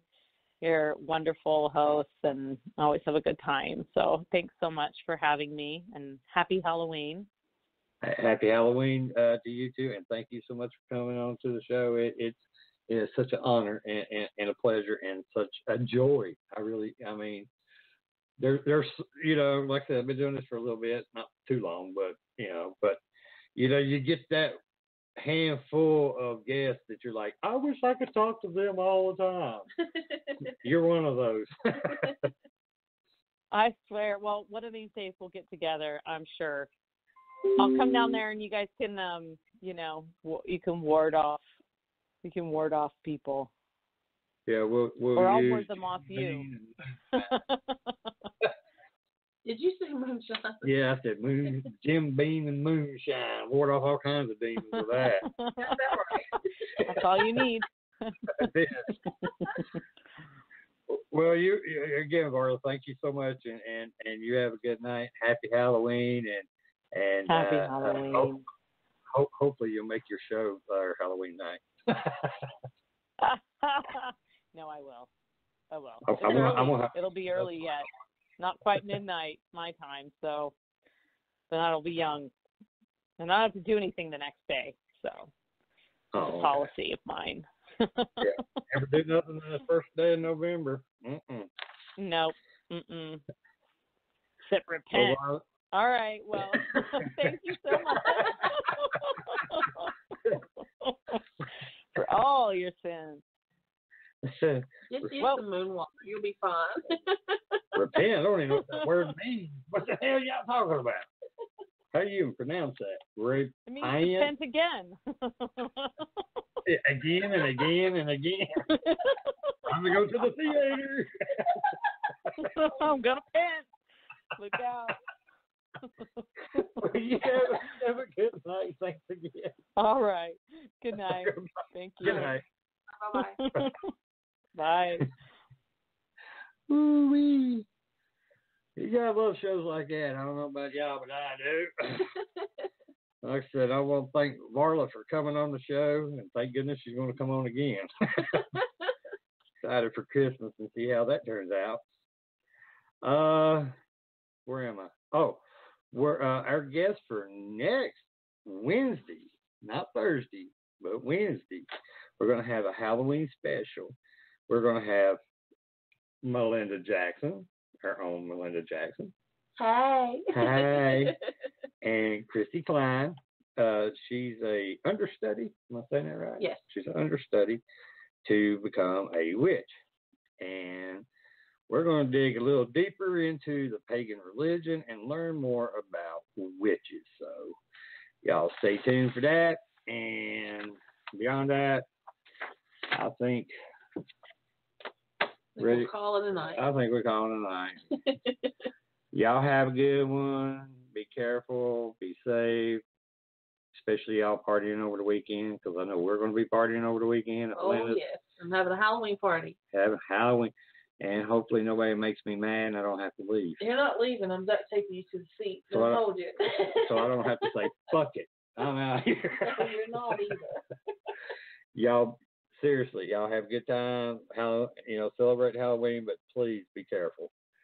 And have a good night. You want to say your famous words? Good night, everyone. I just love it when she said that. That's so hot, man. It's so hot. Where the hell's the button for me to push my damn? Oh, there it is. Do you hear him? The Phantom is coming. Are you ready?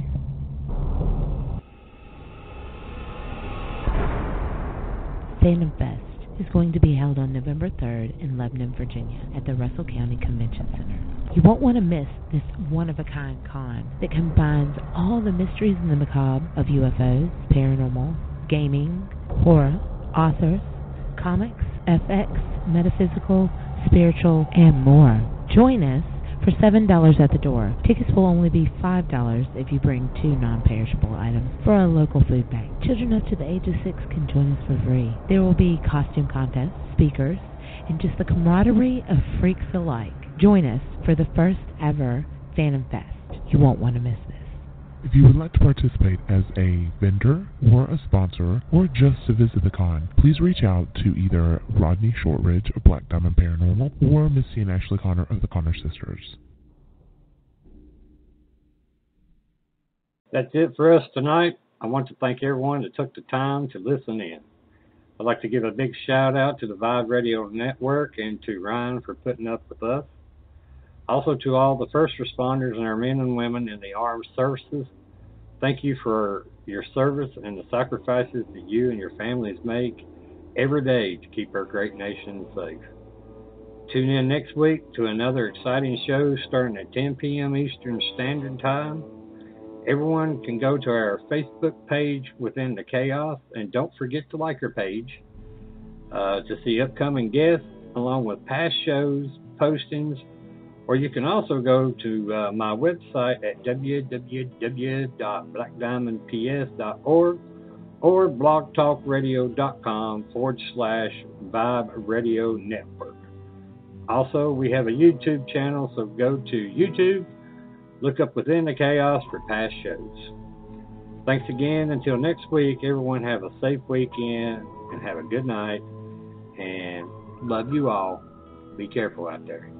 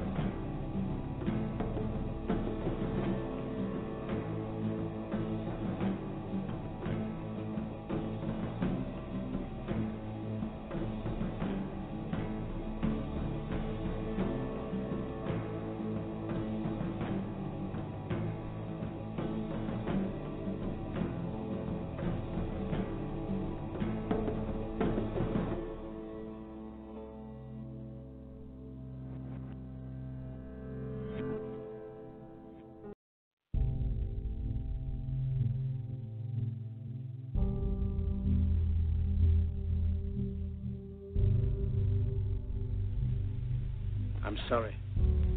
But I don't want to be an emperor. That's not my business. I don't want to rule or conquer anyone. I should like to help everyone if possible. Jew, Gentile, black man, white. We all want to help one another. Human beings are like that. We want to live by each other's happiness, not by each other's misery. We don't want to hate and despise one another. In this world, there's room for everyone, and the good earth is rich and can provide for everyone. The way of life can be free and beautiful, but we have lost the way. Greed has poisoned men's souls, has barricaded the world with hate, has goose-stepped us into misery and bloodshed. We have developed speed, but we have shut ourselves in. Machinery that gives abundance has left us in want. Our knowledge has made us cynical, our cleverness hard and unkind. We think too much and feel too little. More than machinery, we need humanity. More than cleverness, we need kindness and gentleness. Without these qualities, life will be violent, and all will be lost. The aeroplane and the radio have brought us closer together. The very nature of these inventions cries out for the goodness in men, cries out for universal brotherhood, for the unity of us all. Even now, my voice is reaching millions throughout the world, millions of despairing men, women, and little children, victims of a system that makes men torture and imprison innocent people. To those who can hear me, I say, do not despair. The misery that is now upon us is but the passing of greed, the bitterness of men who fear the way of human progress. The hate of men will pass, and dictators die, and the power they took from the people will return to the people. And so long as men die, liberty will never perish. Soldiers, don't give yourselves to brutes, men who despise you, enslave you, who regiment your lives, tell you what to do, what to think, or what to feel, who drill you, diet you, treat you like cattle, use you as cannon fodder. Don't give yourselves to these unnatural men, machine men with machine minds and machine hearts. You are not machines, you are not cattle, you are men. You have the love of humanity in your hearts. You don't hate, only the unloved hate, the unloved and the unnatural. Soldiers, don't fight for slavery, fight for liberty. In the 17th chapter of St. Luke it is written, the kingdom of God is within man, not one man nor a group of men, but in all men, in you. You, the people, have the power to create machines, the power to create happiness. You, the people, have the power to make this life free and beautiful, to make this life a wonderful adventure. Then in the name of democracy, let us use that power. Let us all unite. Let us fight for a new world, a decent world, that will give men a chance to work, that will give youth a future and old age a security. By the promise of these things, brutes have risen to power, but they lie. They do not fulfill that promise. They never will. Dictators free themselves, but they enslave the people. Now let us fight to fulfill that promise. Let us fight to free the world, to do away with national barriers, to do away with greed, with hate and intolerance. Let us fight for a world of reason, a world where science and progress will lead to all men's happiness. Soldiers, in the name of democracy, let us all unite!